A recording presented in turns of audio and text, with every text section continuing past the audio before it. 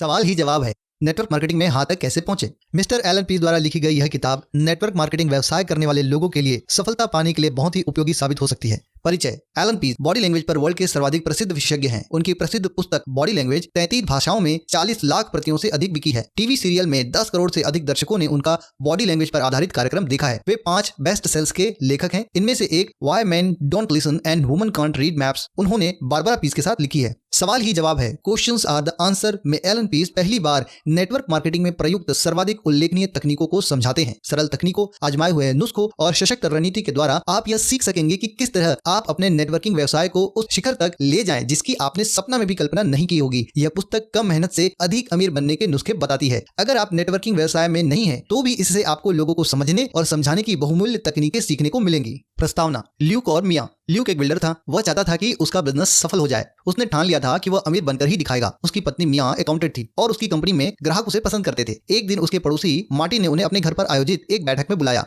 बैठक में उन्हें एक व्यावसायिक अवसर के बारे में जानकारी दी जाने वाली थी। मार्टिन ने हालांकि उन्हें विस्तार से कुछ नहीं बताया था, पर क्योंकि बैठक कुछ ही दूरी पर होने वाली थी और वे लोग मार्टिन को पसंद करते थे, इसलिए उन्होंने वहां जाने का फैसला किया। इसके अलावा उनके जाने के पीछे यह कारण भी था कि इसी बहाने कई नए पड़ोसियों से भी मुलाकात हो जाएगी। जैसे जैसे मीटिंग की कार्रवाई आगे बढ़ने लगी, ल्यूक और मिया के आश्चर्य का पारा भी बढ़ता चला गया। उन्हें अपनी आंखों और कानों पर विश्वास नहीं हो रहा था कि उन्हें एक नेटवर्क मार्केटिंग योजना के बारे में बताया जा रहा था, जिसे अपनाने से उन्हें आर्थिक स्वतंत्रता मिलना तो तय था, साथ ही वे बेहद अमीर भी बन सकते थे। वे कुछ समय तक दिन रात इसी योजना के बारे में बातें करते रहे। उन्होंने जल्द ही शुरुआत करने का फैसला किया, क्योंकि उनकी सोच यह थी, निश्चित ही जिसने भी हमारी तरह यह योजना समझी है वह हर व्यक्ति इसमें शामिल होना चाहेगा। परंतु यह उतना आसान नहीं था जितना उन्होंने सोचा था। हर व्यक्ति योजना के बारे में उनके जितना उत्साहित नहीं था। कुछ लोग तो योजना के बारे में जानकारी लेने के लिए भी आयोजित बैठक में भाग लेने के लिए आए ही नहीं। यहाँ तक कि उनके कई करीबी दोस्त ने भी उन्हें अपॉइंटमेंट देने से इनकार कर दिया। इसके बावजूद वे धीरे धीरे एक सफल व्यवसाय बनाने में कामयाब हुए, लेकिन यह सब इतनी तेजी से नहीं हुआ जितनी उन्हें उम्मीद थी। ल्यूक ने मिया से कहा, अभी तो हम लोगों को अपनी योजना में शामिल करने के लिए लगातार प्रेरित कर रहे हैं। कल्पना करो कि हमारी जगह यही लोग हमें यह बता सकें कि वे नेटवर्क मार्केटिंग में क्यों शामिल होना चाहते हैं। काश ऐसा कोई रास्ता होता। ऐसा रास्ता है और यह पुस्तक आपको वही रास्ता दिखाएगी। नेटवर्क मार्केटिंग में शामिल होते समय अधिकतर लोगों को सबसे बड़ा डर यह होता है कि उन्हें ऊंचाई पर पहुंचने के लिए अधिक सफल सेल्समैन बनना पड़ेगा। हमारा उद्देश्य इसी डर को दूर करना है। इस पुस्तक में एक सरल पद्धति बताई गई है जो आपको वह रास्ता दिखाएगी जिसमें आप नए लोगों को अधिक सरलता से शामिल कर सकेंगे। इसमें कोई दाव पेच या छल कपट नहीं है। इसमें कुछ तकनीकें हैं, कुछ सिद्धांत हैं जो निश्चित रूप से काम करेंगे, बशर्ते कि आप काम करें। मैंने यह पुस्तक क्यों लिखी? जब मैं पहली बार 1980 में नेटवर्क मार्केटिंग से परिचित हुआ तो मैं आश्चर्यचकित था कि इसमें सफल होने की कितनी संभावनाएं हैं और कितने अवसर थे जो सरल थे, कानूनी थे, नैतिक थे, आनंददायी थे और अमीर बनाने वाले थे। और यह कोई फटाफट अमीर बनने वाली स्कीम नहीं थी, यह तो अमीर बनने की एक पद्धति थी। इससे 10 साल पहले मैं सूचना प्रसारण और विक्रय तकनीकों के संबंध में विकास और शोध करने में जुटा हुआ था, जिनके द्वारा किसी भी बड़ी कंपनी की आमदनी को कई गुना बढ़ाया जा सकता था और लोग लखपति बन सकते थे। मैंने सोचा, वाह, यदि मैं इन अत्यधिक सफल तकनीकों का प्रयोग नेटवर्क मार्केटिंग में कर सकूं तो आशातीत परिणाम प्राप्त होंगे। यह पुस्तक नेटवर्क मार्केटिंग के उन तकनीकों को अपनाने, संशोधित करने, परीक्षित करने और प्रयुक्त करने का परिणाम है। आप पाएंगे कि इन तकनीकों को सिखाना बहुत सरल है और आप इन्हें अपनाकर आप सफलता की उस राह में सरलता से चल सकते हैं जिस पर आज आप ही की तरह हजारों लोग चल रहे हैं। और इसके बारे में खास बात यह है कि आपने आज तक जो भी सीखा है उसमें जरा भी बदलाव लाने की आवश्यकता नहीं है। लगभग 2 घंटे तक पढ़ने और निष्ठापूर्ण अभ्यास करने से आप अपने बिजनेस को इतना बढ़ा सकते हैं कि आप खुद ही हैरान हो जाएंगे। वादा। इस पद्धति के साथ मेरी ओर से वादा भी है जो आप इस पुस्तक में पाएंगे। अगर आप इस तकनीक को दिल में उतार लें और पहले 14 दिनों तक एक भी शब्द न बदलें तो मैं वादा करता हूं कि आपको कल्पनातीत परिणाम प्राप्त होंगे। यह बहुत बड़ा पक्का वादा है ना? पर आप यह न भूलें कि यह हम दोनों के बीच हुआ समझौता है। मैं आपसे बदले में यह वचन लेना चाहता हूं कि आप अभ्यास करेंगे, अभ्यास करेंगे, अभ्यास करेंगे जब तक आप इन शब्दों को नींद में न दोहराने लगें। अगर मगर हो सकता है इस तरह के बहाने को छोड़ दें और इस तकनीक को पूरी ईमानदारी और लगन से आत्मसात करने में जुट जाएं। इस तरीके से यह तकनीक स्थायी रूप से आपकी हो जाएगी। मैं कई व्यावसायिक कंपनियों में सलाहकार या भागीदार रह चुका हूं और यह तकनीक अपनाकर उन्होंने लाखों करोड़ों डॉलर कमाए हैं, हजारों नए सदस्यों को अपनी कंपनी से जोड़ा है और अपनी आमदनी को 20%, 50%, 100%, 500% और 1000% तक बढ़ाया है। यह अतिशयोक्तिपूर्ण दावा नहीं है। जो भी आप यहाँ सीखेंगे वह आपकी जिंदगी बदल कर रख देगा, पर इसके लिए आपको इस पद्धति को पूरी तरह से अपनाना होगा। अगर आप सहमत हों तो जोर से और अभी हाँ कहें। अगर आपने जोर से हाँ नहीं कहा तो इस अध्याय को फिर से पढ़ना शुरू करें। टिप्पणी। पुस्तक में जहां भी पुरुषवाचक शब्दों का प्रयोग किया गया है वह पुरुषों व महिलाओं दोनों के लिए है। अगर लिंग भिन्नता के अनुसार व्यवहार बदलते हैं तो उसका पृथक उल्लेख किया जाएगा। आपकी प्रस्तुति दमदार कैसे बन सकती है? किस तरह से मिलने का समय लिया जाए और किस तरह से अपनी व्यावसायिक योजना प्रस्तुत की जाए। इन विषयों पर कई अच्छी पुस्तकें और टिप उपलब्ध हैं, इसलिए इस पुस्तक में इन विषयों पर अधिक विस्तार से नहीं लिखा गया है। यह पुस्तक आपको बताएगी कि आपको क्या करना है, क्या कहना है और किस तरह से कहना है, ताकि आमने सामने की चर्चा में हाँ सुनने को आपको अधिक अवसर मिल सके। यहाँ दी गई जानकारी का उद्देश्य है कि आपकी प्रस्तुति दमदार बनाई जाए और आपके वर्तमान ज्ञान में बिना किसी परिवर्तन के ऐसा किया जाए। इसी कारण इस पुस्तक में सबसे अधिक जोर दूसरी कुंजी सही बटन खोजे पर दिया गया है। काम आने वाली तकनीकों को न बदलें, उन्हें दमदार बनाएं। Elon Ps. चैप्टर 1, पहला कदम। जीवन की अधिकतर वस्तुओं की तरह बहुत से लोग इस खंड के आरंभ में दिए गए चित्र को देखकर इसका स्पष्ट अर्थ समझ पाते हैं। अप्रशिक्षित आंख के लिए यह असंबद्ध रेखाओं की सिर्फ एक श्रृंखला है जिसका कोई अर्थ नहीं निकलता। पर जब आप रेखाओं या लाइनों के बीच को पढ़ने की कला सीख लेंगे तो आप महसूस करेंगे कि आपको इसका अर्थ जानने के लिए अपने दृष्टिकोण को थोड़ा सा बदलना पड़ेगा। और इस पुस्तक के माध्यम से हम आपको यही करना सिखाना चाहते हैं। इस पृष्ठ को थोड़ा सा झुकाकर न्यून कोण बनाएं और अपने से थोड़ा दूर रखकर एक आंख बंद करके इसे ध्यान से देखें। सफलता के 5 स्वर्णिम नियम। 11 साल की कम उम्र में मुझे मेरा पहला काम सौंपा गया। मेरे स्काउट ट्रूप के लिए एक हॉल बनाने वाला था। इसके लिए पैसे जुटाने के उद्देश्य से मुझे घरेलू काम में आने वाले स्पंज बेचने का काम दिया गया। स्काउट मास्टर एक वृद्ध और समझदार व्यक्ति थे और उन्होंने मुझे एक रहस्य बताया जिसे मैं परिणाम का नियम कहना चाहूंगा। मैं इस नियम के अनुसार जीवन भर चला हूं और मैं यह निश्चित रूप से कह सकता हूं कि जो भी इसका अभ्यास करेगा वो इसके अनुसार चलेगा, वह अंततः अवश्य ही सफल होगा। मैं आपको यह नियम उसी तरह बताऊंगा जिस तरह यह मुझे बताया गया था। सफलता एक खेल है। आप जितना अधिक बार इसे खेलेंगे उतनी ही अधिक बार जीतेंगे और जितनी अधिक बार जीतेंगे उतनी ही अधिक सफलता से आप इसे खेल सकेंगे। इस नियम को नेटवर्किंग में अपनाएं। अगर आप ज्यादा लोगों को अपनी योजना में शामिल होने का आमंत्रण देंगे तो ज्यादा लोग आपके साथ शामिल होंगे। जितनी अधिक बार आप उन्हें शामिल होने का आमंत्रण देंगे, आप आमंत्रण देने की अपनी कला को उतना ही निखारते जाएंगे और पहले से बेहतर बनाते जाएंगे। दूसरे शब्दों में, आपको अधिक से अधिक लोगों को अपने साथ जुड़ने का आमंत्रण देना है। नियम पहला, ज्यादा लोगों से मिले।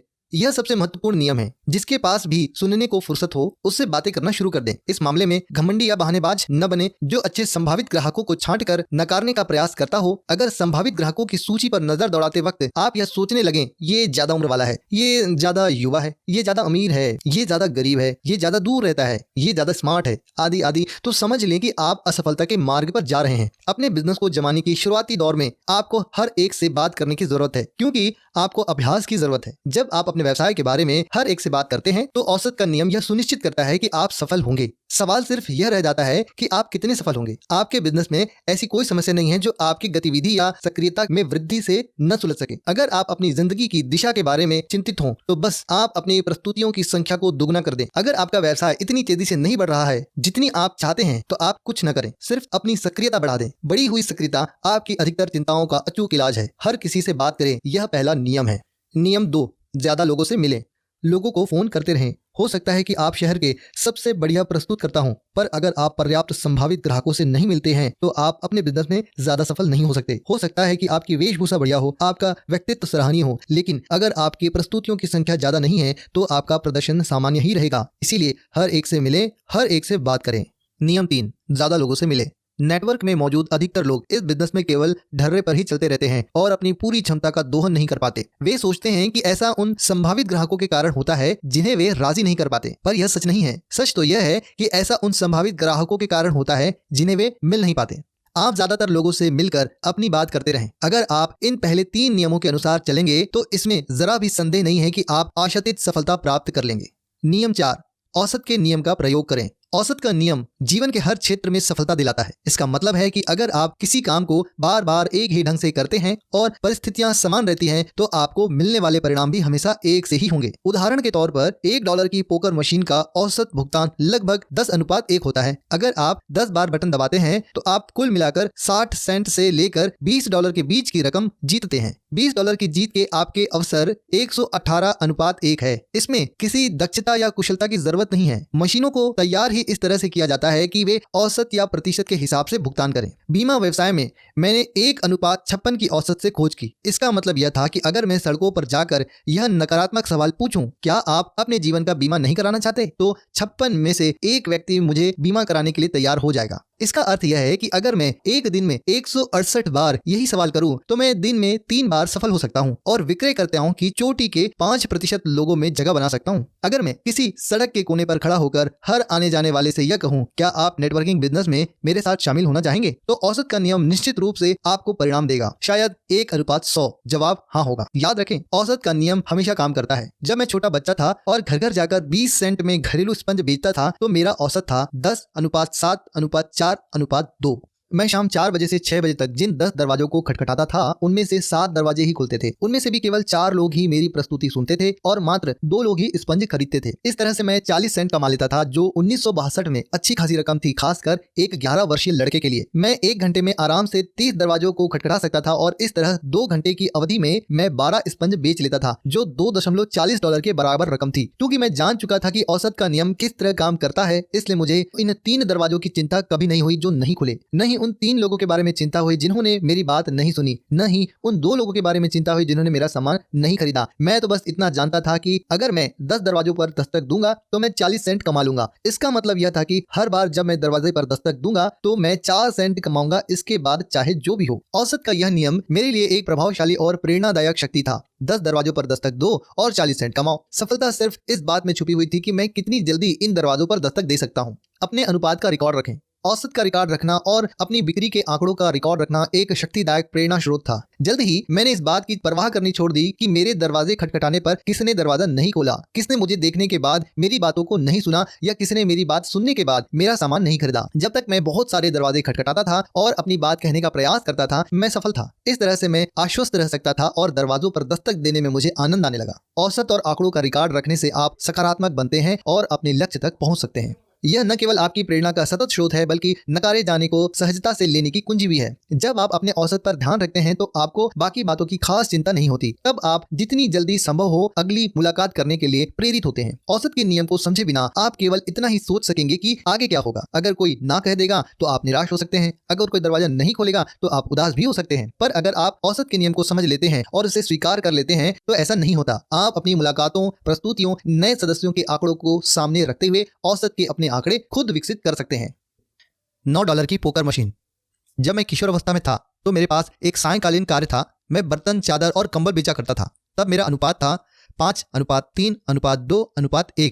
मैं 5 संभावित लोगों को फोन लगाता था। उसमें से 3 मुझे मिलने का समय देते थे। उनमें से भी केवल 2 के सामने मुझे अपनी बात कहने का अवसर मिलता था, क्योंकि तीसरा व्यक्ति या तो अपॉइंटमेंट कैंसिल कर देता था या सुनता ही नहीं था या ऐसी कोई आपत्ति उठा देता था जिसे दूर करना मेरे बस में नहीं होता था। इस तरह केवल 2 ही लोग मेरी बात सुनते थे और उन 2 में से एक मेरा सामान खरीद लेता था और इस तरह मैं $45 कमा लेता था। इस तरह मैं जिन 5 लोगों को फोन करता था उनमें से मुझे अंततः $45 का कमीशन मिल जाता था, जो एक तरह से $9 प्रति फोन था। इसका मतलब यह था कि फोन पर हुई हर हाँ का अर्थ $15 था, चाहे वे मेरा सामान खरीदें या ना खरीदें, चाहे वे मुझसे मिले या ना मिले, और इस बात से भी कोई फर्क नहीं पड़ता था कि वे मुझसे क्या कहते हैं। वाह, यह कल्पना से परे था। मैंने एक बड़ी सी तख्ती बनाई जिस पर $9 लिखकर मैंने उसे अपने टेलीफोन के पास रख दिया। हर उस व्यक्ति से जो मेरे फोन का जवाब देता था मुझे $9 मिलते थे। हर उस व्यक्ति से जो मुझसे मिलने के लिए हाँ कहता था मुझे $15 मिलते थे। इसका अर्थ यह था कि मैं अपनी तकदीर खुद बना रहा था। ऐसे बहुत से सेल्समैन थे जिन्हें अगर संभावित ग्राहक ना कह देता था तो वे निराश हो जाते थे, पर मैं उनमें से नहीं था। इसलिए मैं जल्दी ही अपनी कंपनी का नंबर 1 सेल्समैन बन गया। 5:3:2:1 के मेरे औसत का आर्थिक अनुवाद: फोन कॉल $9, अपॉइंटमेंट $15, प्रस्तुति $22.50, बिक्री $45। मैंने उन लोगों की खोज कभी नहीं की जो मुझसे सामान खरीदें। मेरा प्रमुख लक्ष्य तो केवल संभावित ग्राहकों को फोन करते रहना था। यही सफलता की कुंजी है। न वितरकों की खोज में न जाएं, बल्कि उन संभावित ग्राहकों को खोजें जो आपकी प्रस्तुति को सुनना चाहें। औसत का नियम आपके लिए बाकी का काम करेगा। बड़ी सफलता कैसे पाएं? 20 साल की उम्र में मैं सेल्समैन के रूप में बीमा कंपनी व्यवसाय में आया। 21 साल की उम्र में मैं सबसे कम उम्र का व्यक्ति था जिसने अपने पहले साल में ही $10 लाख से ज्यादा का बीमा बेचा था और जिसे $1 मिलियन राउंड टेबल में शामिल किया गया था। मेरा औसत था 10:5:4:3:1। मेरा फोन का जवाब देने वाले हर 10 संभावित व्यक्तियों में से 5 मिलने के लिए तैयार हो जाते थे। उनमें से एक मिलना कैंसिल कर देता था और मैं सिर्फ 4 से ही मिल पाता था। उन 4 में से केवल 3 लोग ही पूरी तरह से मेरी प्रस्तुति सुनते थे और उनमें से भी एक ही मेरा सामान खरीदता था और इस तरह मैं $300 कमा लेता था। मेरा पूरा ध्यान इस बात पर रहता था कि 5 लोग मुझसे मिलने के लिए हाँ कह दे। मेरा ध्यान उन संभावित ग्राहकों पर केंद्रित नहीं था जो मुलाकात के लिए आए ही नहीं या जिन्होंने मेरी प्रस्तुति सुनी ही नहीं, या उन 2 लोगों पर जिन्होंने मुझसे कुछ खरीदा ही नहीं। ये घटनाएं तो खरीदार को ढूंढने का केवल एक जरूरी हिस्सा थी। वास्तव में अगर कोई संभावित ग्राहक मिलने के लिए नहीं आता था तो मुझे खास बुरा नहीं लगता था, क्योंकि मेरी योजना के अनुसार मैं यह पहले ही मान चुका था कि एक व्यक्ति मिलने के लिए नहीं आएगा। जब भी ऐसा होता था तो भी मैं प्रति व्यक्ति $60 तो कमा ही लेता था। आप अंकों के व्यवसाय में हैं। मैं जानता था कि अगर 10 लोग फोन का जवाब देते हैं तो उनमें से 5 मुझसे मिलने के लिए तैयार हो जाएंगे और अंततः मुझे $300 का कमीशन मिलेगा। इस तरह हर उस संभावित ग्राहक से जो मेरे फोन का जवाब देता था मुझे $300 मिलते थे। 10:5:4:3:1 के मेरे औसत का आर्थिक अनुवाद: फोन कॉल $30, अपॉइंटमेंट $60, प्रस्तुति $75, पूर्ण प्रस्तुति $100, बिक्री $300। 21 साल की उम्र में मेरे पास स्वयं का घर था, नए मॉडल की मर्सिडीज बेंच कार थी और मैं बड़ी शान से रहता था। सवाल केवल इतना ही था कि मैं फोन पर किस तरह 5 लोगों से अपॉइंटमेंट के लिए हाँ करवाता हूं। नियम 5, अपना औसत सुधारें।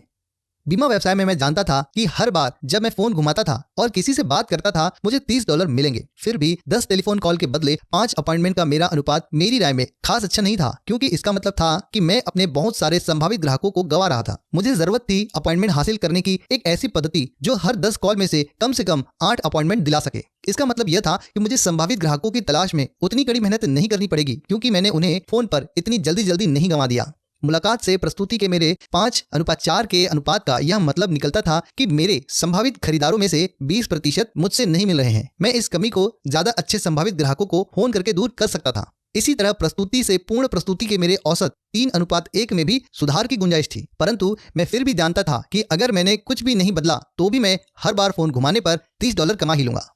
औसत का नियम आपके लिए हमेशा काम करेगा।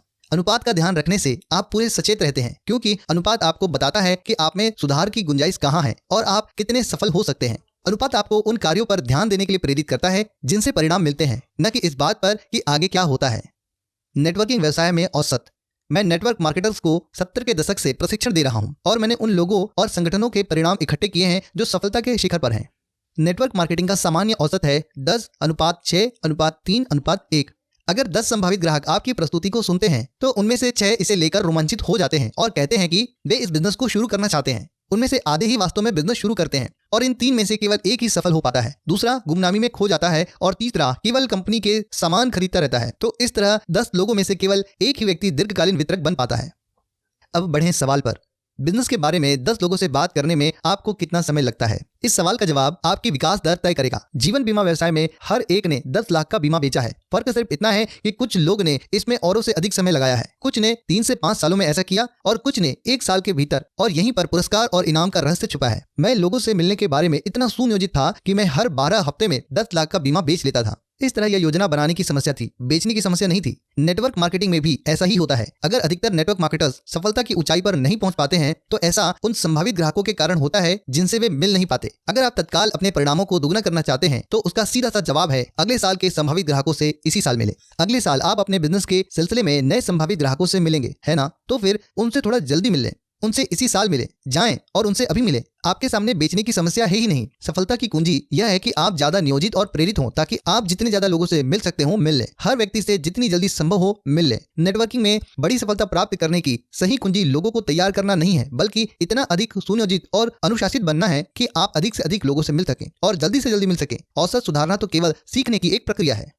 चैप्टर 2, किस तरह हाँ तक पहुंचे। जब आप अपने बिजनेस के बारे में बात करते हैं तो क्या आपके संभावित ग्राहक आप पर विश्वास करते हैं? इसका छोटा सा उत्तर है नहीं। वे आपसे आशा करते हैं कि आप सौदा पक्का करने के लिए उन्हें तैयार करने का प्रयास करेंगे। वे इस बात की प्रतीक्षा करते हैं कि आप उन्हें अपना सामान बेचने का प्रयास करेंगे और इसीलिए इस बात की संभावना अधिक है कि वे रक्षात्मक मुद्रा में होंगे, भले ही आप उन्हें कितनी ही अच्छी तरह से क्यों न जानते हो। आपके सामने यह समस्या आती है, संभावित ग्राहक आपकी हर बात पर आपत्ति उठाएंगे, इसलिए नहीं कि आपने जो कहा है वह तर्कसंगत नहीं है, बल्कि इसलिए कि ऐसा आप कहते हैं। अगर आप कुछ कहते हैं तो वह आपका विचार है, उनका नहीं। इसीलिए संभावित ग्राहक ऐसा महसूस करते हैं कि आपत्तियां उठाना जायज है। दूसरी ओर आपके संभावित ग्राहक आपको जो बताते हैं वह सब सही होता है। ऐसा इसलिए क्योंकि अगर वे कुछ कहते हैं तो ये उनका विचार है, आपका नहीं। यही विचार को स्वीकार्य बनाता है और वे उसके बारे में आपत्तियां उठाने की आवश्यकता महसूस नहीं करते। जो तकनीक आप खोजने वाले हैं वह आपको इस योग्य बना देगी कि आपके संभावित ग्राहक आपको यह स्वयं बताएंगे कि वे वास्तव में क्या चाहते हैं। आपको केवल उनकी बातें सुननी है। जब आप किसी संभावित ग्राहक से कहते हैं आप एक ऐसी जीवन शैली अपना सकेंगे जो आपको हर मनचाही चीज देगी, तो उसका जवाब हो सकता है, पर मैं तो अपनी वर्तमान जीवन शैली से खुश हूँ।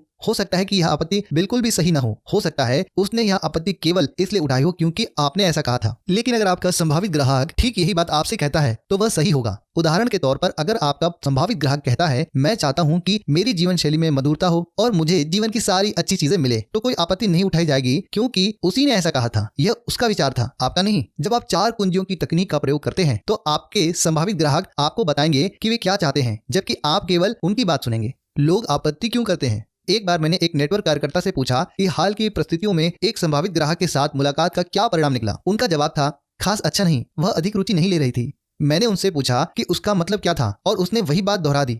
मैं ठीक ठीक तो नहीं जानता, पर उसने जरा भी रुचि नहीं ली। संभावित ग्राहक कभी नीरस नहीं होता, केवल प्रस्तुतियां नीरस होती हैं। उसका असली मतलब यह था कि वह नेटवर्क कार्यकर्ता रुचि नहीं ले रहा था, वह स्वयं भी नीरस था और उसकी प्रस्तुति भी। जब आप रुचि लेते हैं तो आपके संभावित ग्राहक भी आपकी बातों में और आप में रुचि लेते हैं।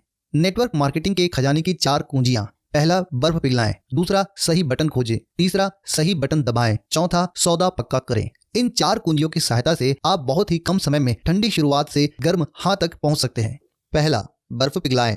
इस शुरुआती कुंजी का उद्देश्य है संभावित ग्राहक के साथ तालमेल बनाना। यहाँ पर आप उन्हें अपने बारे में बताते हैं और उनके बारे में जानकारी लेते हैं। इस कुंजी का लक्ष्य विशुद्ध रूप से अपनी योजना को बेचना है। अगर कोई व्यक्ति आपको पसंद करता है तो इस बात की काफी संभावना है कि वह आपकी योजना को भी पसंद करेगा। अगर कोई व्यक्ति आपको पसंद नहीं करता है या उसे आप पर विश्वास नहीं है तो उसे योजना दिखाने से ज्यादा लाभ की आशा नहीं रखनी चाहिए। सवाल यह उठता है कि आप इस स्थिति में कब तक रहें, जब तक कि आप अपना विश्वास न जमा लें और अपने व्यक्तित्व को बेच न लें। जब आप विश्वास जमा लेते हैं तो सामने वाला आपकी बातों को अच्छी तरह से सुनेगा। यही तो आप चाहते हैं। कुछ संभावित ग्राहकों के साथ इस स्थिति में आपको केवल 3 से 4 मिनट का समय लगेगा, जबकि कई लोगों के साथ इसमें आपको 30 से 40 मिनट तक लग सकते हैं।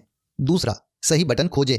इस स्थिति में क्या होगा यह आपको पूरी तरह से तय करना होगा। हो सकता है आपके संभावित ग्राहक भावनात्मक रूप से खिन्न हो सकता है वे रोमांचित या दुखी या चिंतित हो जाएं या उससे भी बढ़कर नाराज भी हो जाएं। परंतु यह ध्यान रखें कि उनका गुस्सा आप पर नहीं होगा बल्कि अपने आप पर होगा। प्रस्तुति के इस भाग में आत्मसंतुष्टि के लिए जरा भी जगह नहीं है। जब लोग अपने लक्ष्य या महत्वाकांक्षा के बारे में आत्मसंतुष्ट हो जाते हैं तो वे इस कार्य को करने की शैली के बारे में भी आत्मसंतुष्ट हो जाते हैं। आपके नेटवर्क में आपको ऐसे आत्मसंतुष्ट व्यक्तियों की आवश्यकता नहीं है। जो लोग प्रबल भावनात्मक कारणों से शामिल होना चाहते हैं वे अच्छा काम करने के लिए उतने ही अधिक प्रेरित हो सकते हैं। इस स्थिति में आप यह जान सकेंगे कि किस तरह व्यक्ति का प्राथमिक प्रेरणा घटक, प्राइमरी मोटिवेटिंग फैक्टर या पीएमएफ खोजा जाए। पीएमएफ ही वह कारण है जिसके कारण वे आपके बिजनेस में शामिल होना चाहेंगे। हर व्यक्ति 2 में से किसी एक कारण से प्रेरित होता है, लाभ प्राप्त करने के लिए या कष्ट से बचने के लिए। इस कुंजी के द्वारा आप यह जान सकेंगे कि आपके प्राथमिक प्रेरणा घटक को किस तरह सामने लाया जाए और यह जानने के बाद किस तरह से उन्हें अपनी योजना में शामिल होने के लिए प्रेरित किया जाए। यहाँ पर संभावित ग्राहक आपको बताते हैं कि वे क्या लाभ प्राप्त करना चाहते हैं और किन कष्टों से बचना चाहते हैं। चारों कुंजियों में से यह सबसे ज्यादा महत्वपूर्ण कुंजी है क्योंकि यहाँ पर आपको संभावित ग्राहक अपनी आशाएं, सपने और डर को शब्दों में प्रकट करते हैं।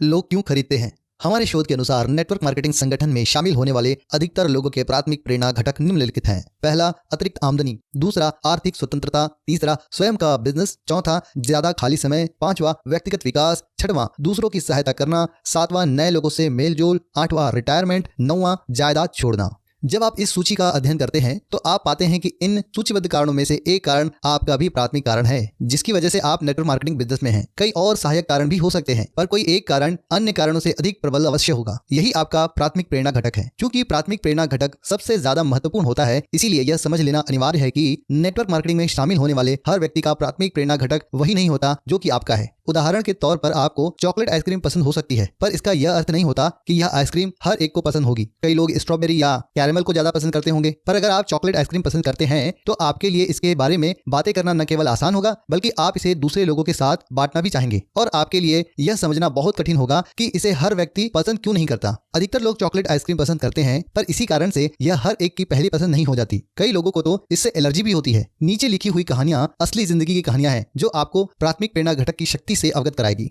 रॉन क्यों शामिल नहीं हुआ?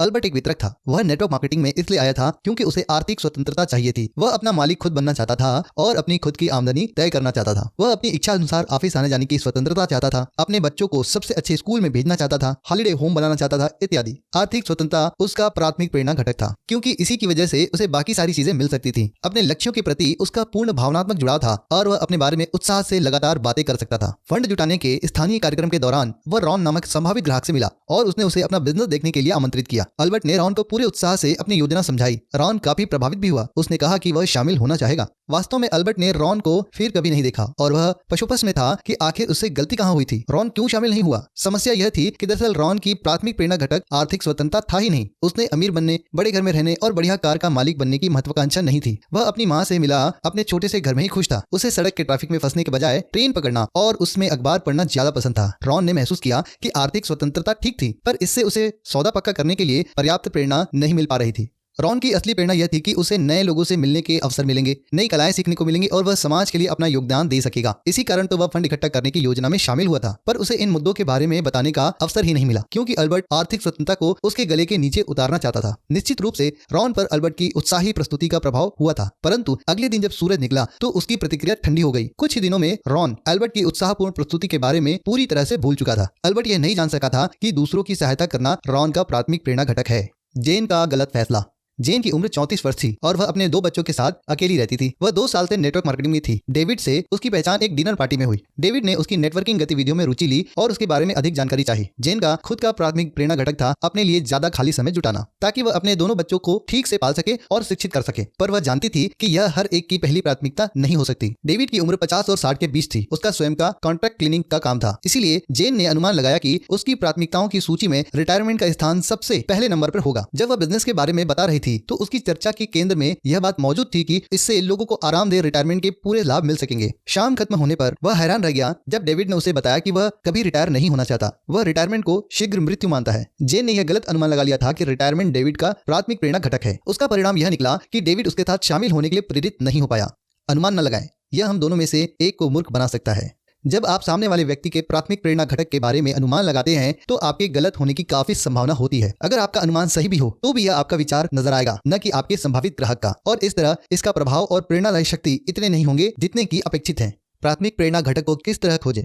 प्राथमिक प्रेरणा घटकों की सूची आप अपने साथ हमेशा लिखित रूप में रखें। यह सूची आपके बिजनेस कार्ड के पीछे हो सकती है या तैयार किए गए दृश्य साधन के रूप में या छोटे कार्ड के रूप में हो सकती है। यहाँ पर सूची दोबारा बताई जा रही है। पहला, अतिरिक्त आमदनी। दूसरा, आर्थिक स्वतंत्रता। तीसरा, स्वयं का व्यवसाय। चौथा, ज्यादा खाली समय। पांचवा, व्यक्तिगत विकास। छठवां, दूसरों की सहायता करना। सातवां, नए लोगों से मेलजोल। आठवां, रिटायरमेंट। और नौवां, जायदाद छोड़ना। अपनी सूची दिखाने का सीधा सा तरीका है अपने संभावित ग्राहक से यह सवाल करें, क्या आप जानते हैं कि लोग नेटवर्किंग बिजनेस क्यों शुरू करना चाहते हैं?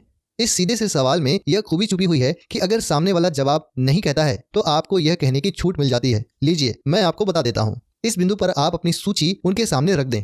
अगर आपका संभावित ग्राहक आपके सवाल के जवाब में हाँ कहता है तो आप उससे पूछें, तो बताइए कि लोग इस बिजनेस में क्यों शामिल होते हैं।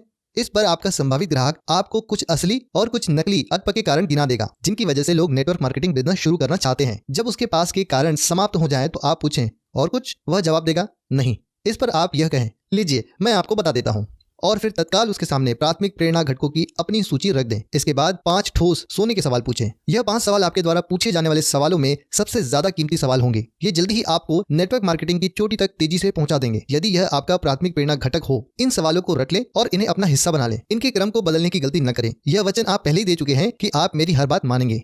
यह रहे आपके 5 ठोस सोने के सवाल। पहला, आपकी पहली प्राथमिकता क्या है? दूसरा, आपने इसी को क्यों चुना? तीसरा, यह आपके लिए महत्वपूर्ण क्यों है? चौथा, यदि आपको यह अवसर न मिले तो उसके क्या परिणाम होंगे? पांचवा, इन परिणामों से आप चिंतित क्यों होते हैं? इन सवालों को रट लें शब्दशः। जब आप उन्हें पूछें तो इधर उधर न भटकें। यह बहुत महत्वपूर्ण है कि सवाल इसी क्रम में पूछे जाएं। नए संभावित ग्राहक से बात करते समय कुछ नेटवर्कर्स उत्सुकता की शैली में प्रयोग करना चाहते हैं, जबकि कुछ सीधे शैली का प्रयोग करते हैं। नीचे दिए गए उदाहरणों में प्रयुक्त शैली अधिक सीधी है क्योंकि इसे प्रस्तुत करना अधिक आसान है। यह चर्चाएं वास्तविक साक्षात्कार पर आधारित है। एंगी मिली रे और रूथ से। रे और रूथ लगभग 25 वर्षीय युगल थे जो हाल ही में अपने नए घर में रहने आए थे। उनका मकान एंगी के मकान से 10 कदम की दूरी पर था। पड़ोसियों की सामान्य चर्चा के दौरान एंगी ने उन्हें बताया कि वह मार्केटिंग बिजनेस से जुड़ी है और उन्हें बताना चाहती है कि वह बिजनेस किस तरह से काम करता है। इस पर रूथ ने कहा कि उसे नहीं लगता कि इस बिजनेस में उन लोगों की कोई दिलचस्पी होगी क्योंकि उनके पास खाली समय बचता ही नहीं है। रे 2 जगह काम कर रहा था और रात को रूथ को नए घर में सामान व्यवस्थित करना पड़ता था। एंगी ने कहा कि ऐसा उन अधिकतर लोगों के साथ होता है जो 2 जगह नौकरी करते हैं और जो घर बदल कर नए घर में रहने आते हैं। फिर भी वह उन्हें अपना बिजनेस दिखाना चाहेगी क्योंकि शायद वे इसमें भविष्य में रुचि लें। एंगी ने उन्हें अपने घर कॉफी पीने के लिए आमंत्रित किया। क्या शनिवार दोपहर 4 बजे ठीक रहेगा? उसने पूछा। रे और रूथ तैयार हो गए। वे दोनों 4 बजे पहुंच गए और कॉफी पीने के बाद एंगी ने उन्हें बताना शुरू किया कि नेटवर्किंग बिजनेस क्या होता है। रे और रूथ ने एंगी को बताया कि उन्हें नेटवर्किंग के बारे में सुन रखा था और वे ऐसे लोगों को जानते हैं जिन्होंने इस बिजनेस में प्रयास किए थे और जो बाद में असफल हो गए थे। उनकी नजर में यह किसी साबुन से संबंधित था। इतना कह चुकने के बाद उन्होंने पूछा, क्या यह एमवे की तरह है? इसी पर एंगी ने चर्चा की बागडोर थाम ली। एंगी, क्या आप जानते हैं कि लोग नेटवर्किंग बिजनेस क्यों शुरू करते हैं? रे, यह पिरामिड बेचने की तरह है ना? एंगी, लीजिए मैं आपको बता देती हूँ। एंगी सहजता से अपना PMF कार्ड बताते हुए, वह ये प्रमुख कारण है जिसकी वजह से लोग नेटवर्क मार्केटिंग में शामिल होते हैं। आपकी पहली प्राथमिकता क्या होगी? रे, हमारे पास तो यह आर्थिक स्वतंत्रता ही होनी चाहिए। रूथ दृढ़ता से, निश्चित रूप से यही हमारी पहली प्राथमिकता है। एंगी, आपने इसी को क्यों चुना? रे, क्योंकि घर के लोन को चुकाने के लिए मुझे 2 जगह काम करना पड़ता है और रूथ भी ओवर टाइम करती है ताकि जब हमारा परिवार बढ़े तो हमारे पास एक सहारा हो जो हमारे काम आ सके। हम चाहते हैं कि हमारे बच्चों को अच्छी शिक्षा मिल सके। हम पैसे के लिए हमेशा दौड़ धूप नहीं करना चाहते। एंगी, यह आपके लिए क्यों महत्वपूर्ण है? रे, जैसा मैंने कहा, हम अपने घर के पूरे पैसे चुकाना चाहते हैं और यह भी चाहते हैं कि हमारे बच्चों को अच्छी शिक्षा मिले। रूथ और मुझे कभी यह सब नहीं मिला, हमें ऐसे अवसर मिले ही नहीं। रूथ बातचीत का सिरा थामे हुए, सही बात, मेरे माँ बाप हमेशा घर चलाने के लिए पैसे की खींचतान करते थे। हम नहीं चाहते कि हमारी जिंदगी भी उन्हीं की तरह गुजरे। एंगी, यदि आपको आर्थिक स्वतंत्रता नहीं मिलती है तो इसके क्या परिणाम होंगे? रे, हम उसी नाव में होंगे जिसमें हमारे माँ बाप थे। उसका अर्थ होगा कठोर बजट बनाना और आमदनी कम और खर्च ज्यादा, और पूरी जिंदगी यही चलता रहेगा। रूथ, अपने बच्चों को अच्छी शिक्षा दिलाने में काफी खर्च होता है। बिना अतिरिक्त आमदनी के हम उन्हें जिंदगी में अच्छी शुरुआत नहीं दे सकेंगे। एंगी, इन परिणामों से आप चिंतित क्यों होते हैं? रे, तनावपूर्ण स्वर में, जैसा हमने कहा, अगर हम आर्थिक स्वतंत्रता प्राप्त करने का प्रयास नहीं करेंगे तो हम हमेशा संघर्ष ही करते रहेंगे और ऐसा कौन चाहता है? रूथ, साथ ही हमें रिटायर होने की योजना भी बनानी है, इसीलिए हम अभी इतनी कड़ी मेहनत कर रहे हैं।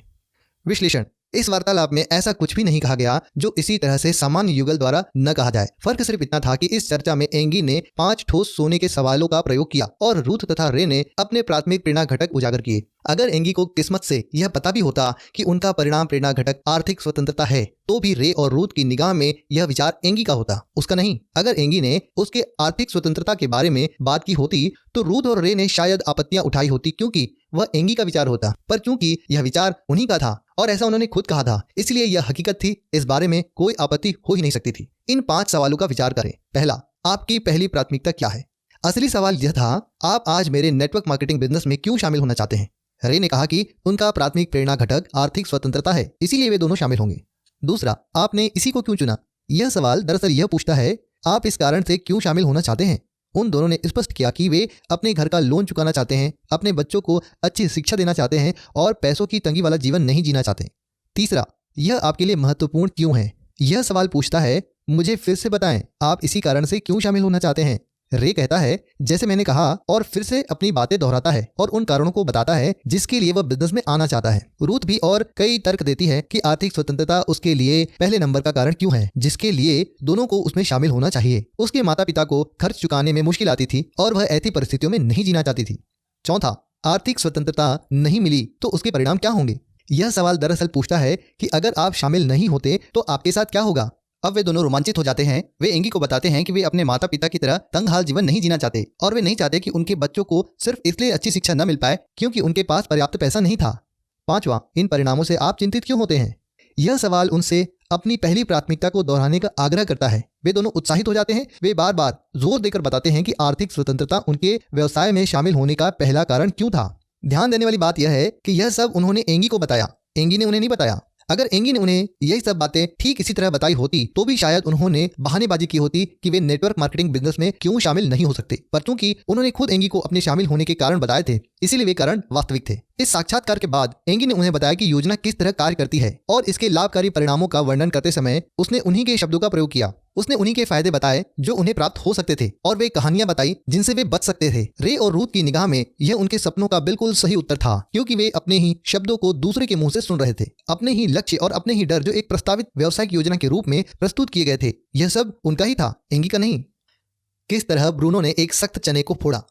ब्रूनो एक इंजीनियर था जो एक एसोसिएशन में दूसरे इंजीनियरों के साथ काम करता था जिसमें जिम भी शामिल था। ब्रूनो ने 1 साल पहले नेटवर्क मार्केटिंग बिजनेस शुरू किया था और उसकी नजर में यह इंजीनियरिंग के रोजमर्रा के रूटीन से बाहर निकलने का बढ़िया अवसर था। उसे बड़े क्षितिज की तलाश थी। ब्रूनो ने जिम से कई बार व्यावसायिक अवसर का जिक्र किया था पर हर बार उसे ठंडी प्रतिक्रिया मिली थी। जिम की बहन इन योजनाओं में से एक में शामिल थी और उसने भी जिम को शामिल करने का प्रयास किया था पर जिम ने कोई रुचि नहीं ली थी क्योंकि वह अपने आप को एक इंजीनियर मानता था, सेल्समैन नहीं, और वह अपने दोस्तों को परेशान नहीं करना चाहता था। एक शाम कॉफी पीते पीते ब्रूनो ने सहजता से अपना नया बिजनेस कार्ड निकाला जिसके पीछे प्राथमिक प्रेरणा घटकों की सूची छपी हुई थी। जिम ने कार्ड देखा जिस पर ब्रूनो ने नाम के नीचे नेटवर्किंग एंड डिस्ट्रीब्यूशन छपा हुआ था।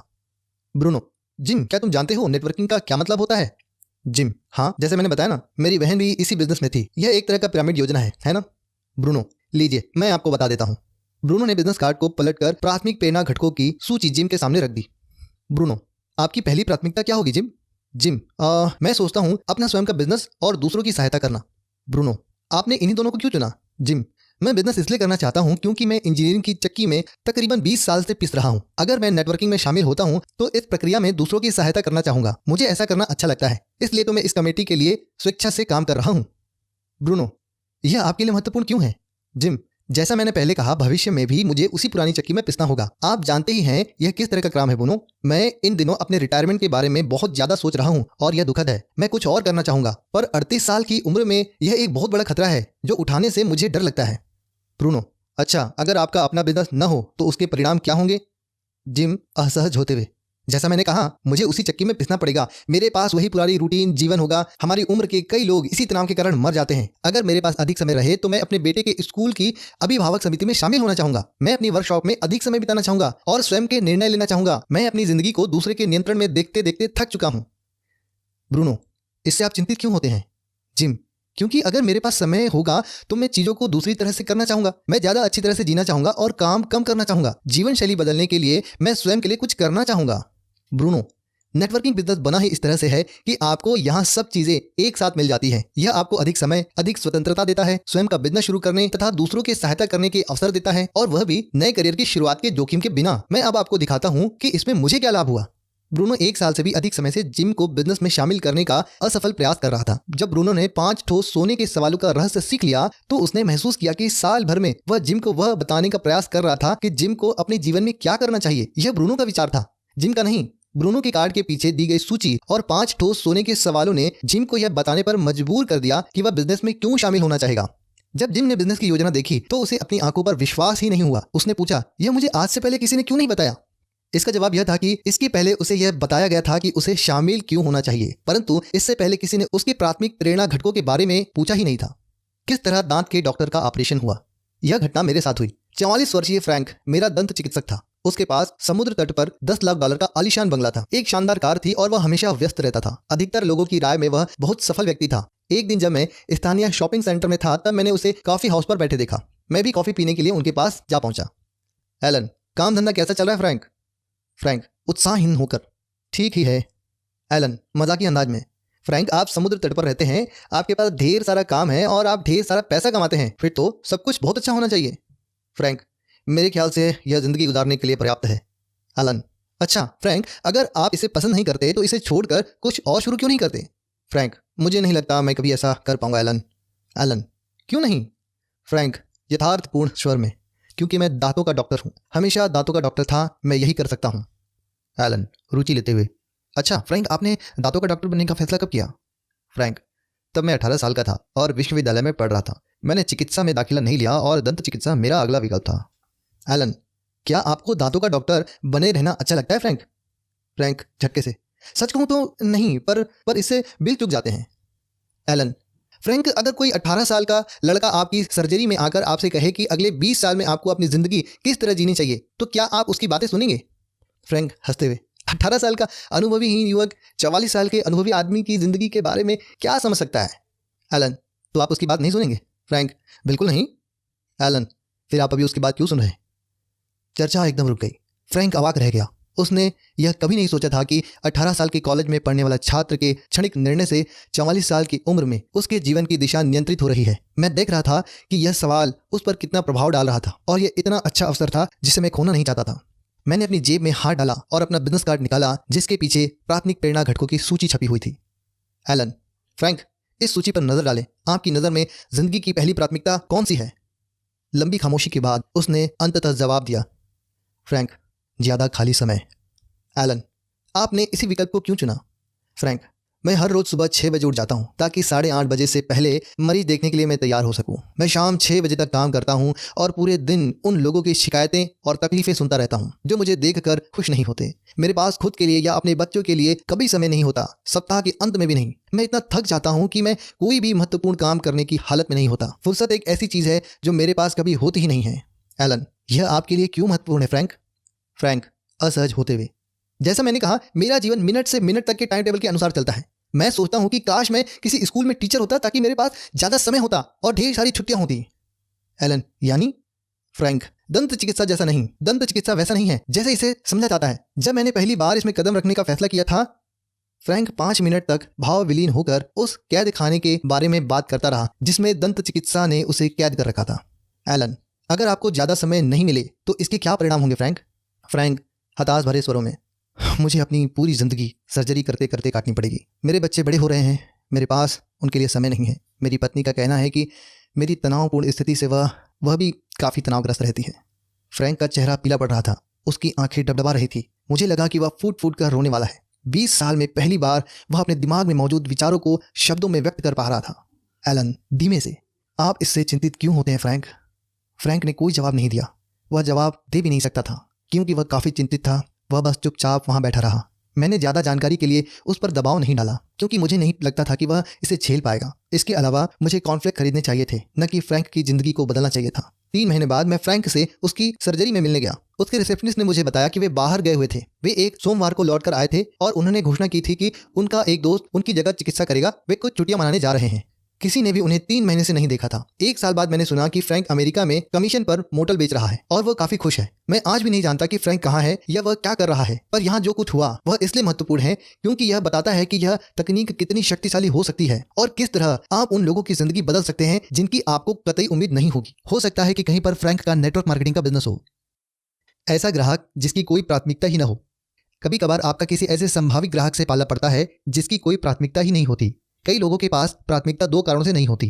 पहला कारण तो यह है कि उनकी सचमुच कोई प्राथमिकता होती ही नहीं है, और नंबर 2 या नंबर 3 प्राथमिकताएं भी नहीं होती। इस तरह के मामलों में उन्हें धन्यवाद दें और अगले संभावित ग्राहक की खोज में चल दें। अपना समय ऐसे लोगों के साथ बर्बाद न करें जिनके पास कोई आशा, सपना या प्राथमिकता न हो। दूसरा कारण यह होता है कि वे प्राथमिकता चुनने में इसलिए भी डरे हुए हो सकते हैं क्योंकि उन्हें उसके अनुसार काम करने पर मजबूर होना पड़ेगा। इस तरह के संभावित ग्राहकों से कैसे निपटा जाए? आपके और संभावित ग्राहक के बातचीत के कुछ अंश उदाहरण। आपकी पहली प्राथमिकता क्या है? संभावित ग्राहक, सच कहूं तो इनमें से कोई भी नहीं। आप, कोई भी नहीं? संभावित ग्राहक, नहीं, इनमें से कोई भी अभी मेरे लिए महत्वपूर्ण नहीं है। आप, सामान्य रूप से। अच्छा, अगर इनमें से कोई प्राथमिकता महत्वपूर्ण होती तो कौन सी होती? संभावित ग्राहक, अगर कोई प्राथमिकता महत्वपूर्ण होती तो शायद आर्थिक स्वतंत्रता ही होती। आप, आर्थिक स्वतंत्रता ही क्यों? संभावित ग्राहक, क्योंकि पैसे का होना काफी महत्व रखता है। और अब आप 5 ठोस सोने के सवाल को पूछना जारी रख सकते हैं। मौन की शक्ति। सवाल पूछने के बाद जब तक आपका संभावित ग्राहक अपना जवाब पूरा न दे दे, आप एकदम चुप रहें। प्राथमिकता चुनने में उसकी सहायता करने के सारे प्रलोभनों पर काबू पाएं, क्योंकि यह विचार पूरी तरह उसका होना चाहिए, आपका नहीं। उसे आपको बताना चाहिए कि वह आपके बिजनेस में क्यों शामिल होना चाहता है। संभावित ग्राहक के जीवन में शायद पहली बार किसी ने उससे इतने महत्वपूर्ण सवाल पूछे हैं और उसे खुद जवाब देने का अवसर दिया होगा। अगर आपके संभावित ग्राहक से पहले भी नेटवर्क मार्केटिंग के लिए किसी ने पूछा होगा तो भी शायद पहली बार ही किसी ने उससे यह सवाल पूछकर चुप्पी साधी होगी। आपके संभावित ग्राहक के जवाब उस प्रतिबद्धता के बारे में भी बताएंगे जो वह बिजनेस में लंबी अवधि के लिए अपनाएगा। भेड़ों को बकरियों से अलग कैसे करें? 5 ठोस सोने के सवाल के जवाब संभावित ग्राहक जितनी गंभीरता और गहराई से देगा, उससे आपको यह पता चल जाएगा कि वह व्यवसाय में कितना प्रेरित और प्रतिबद्ध रहेगा। यदि उसके जवाब लापरवाहीपूर्ण, अविश्वसनीय या असंतोषजनक हों, तो आपको सावधानी से यह सोचना होगा कि आपको उसे नेटवर्क मार्केटिंग में शामिल करने का निमंत्रण देना चाहिए या नहीं। जब तक आपके संभावित ग्राहक के सीने में आग न हो, तब तक वह शिकायत करने के सिवा कुछ और नहीं करेगा। अगर 5 ठोस सोने के सवालों के उसके जवाब कमजोर हों, तो बेहतर होगा कि आप कोई नया ग्राहक खोज लें। जो संभावित ग्राहक कमजोर प्रतिक्रिया देते हैं, उनकी कार्यशैली भी कमजोर होगी और वे लगातार आपका समय बर्बाद करेंगे। प्राथमिकताओं और सपनों से भरे ग्राहक निश्चित ही सफल होंगे, भले ही आप उनकी सहायता करें या न करें।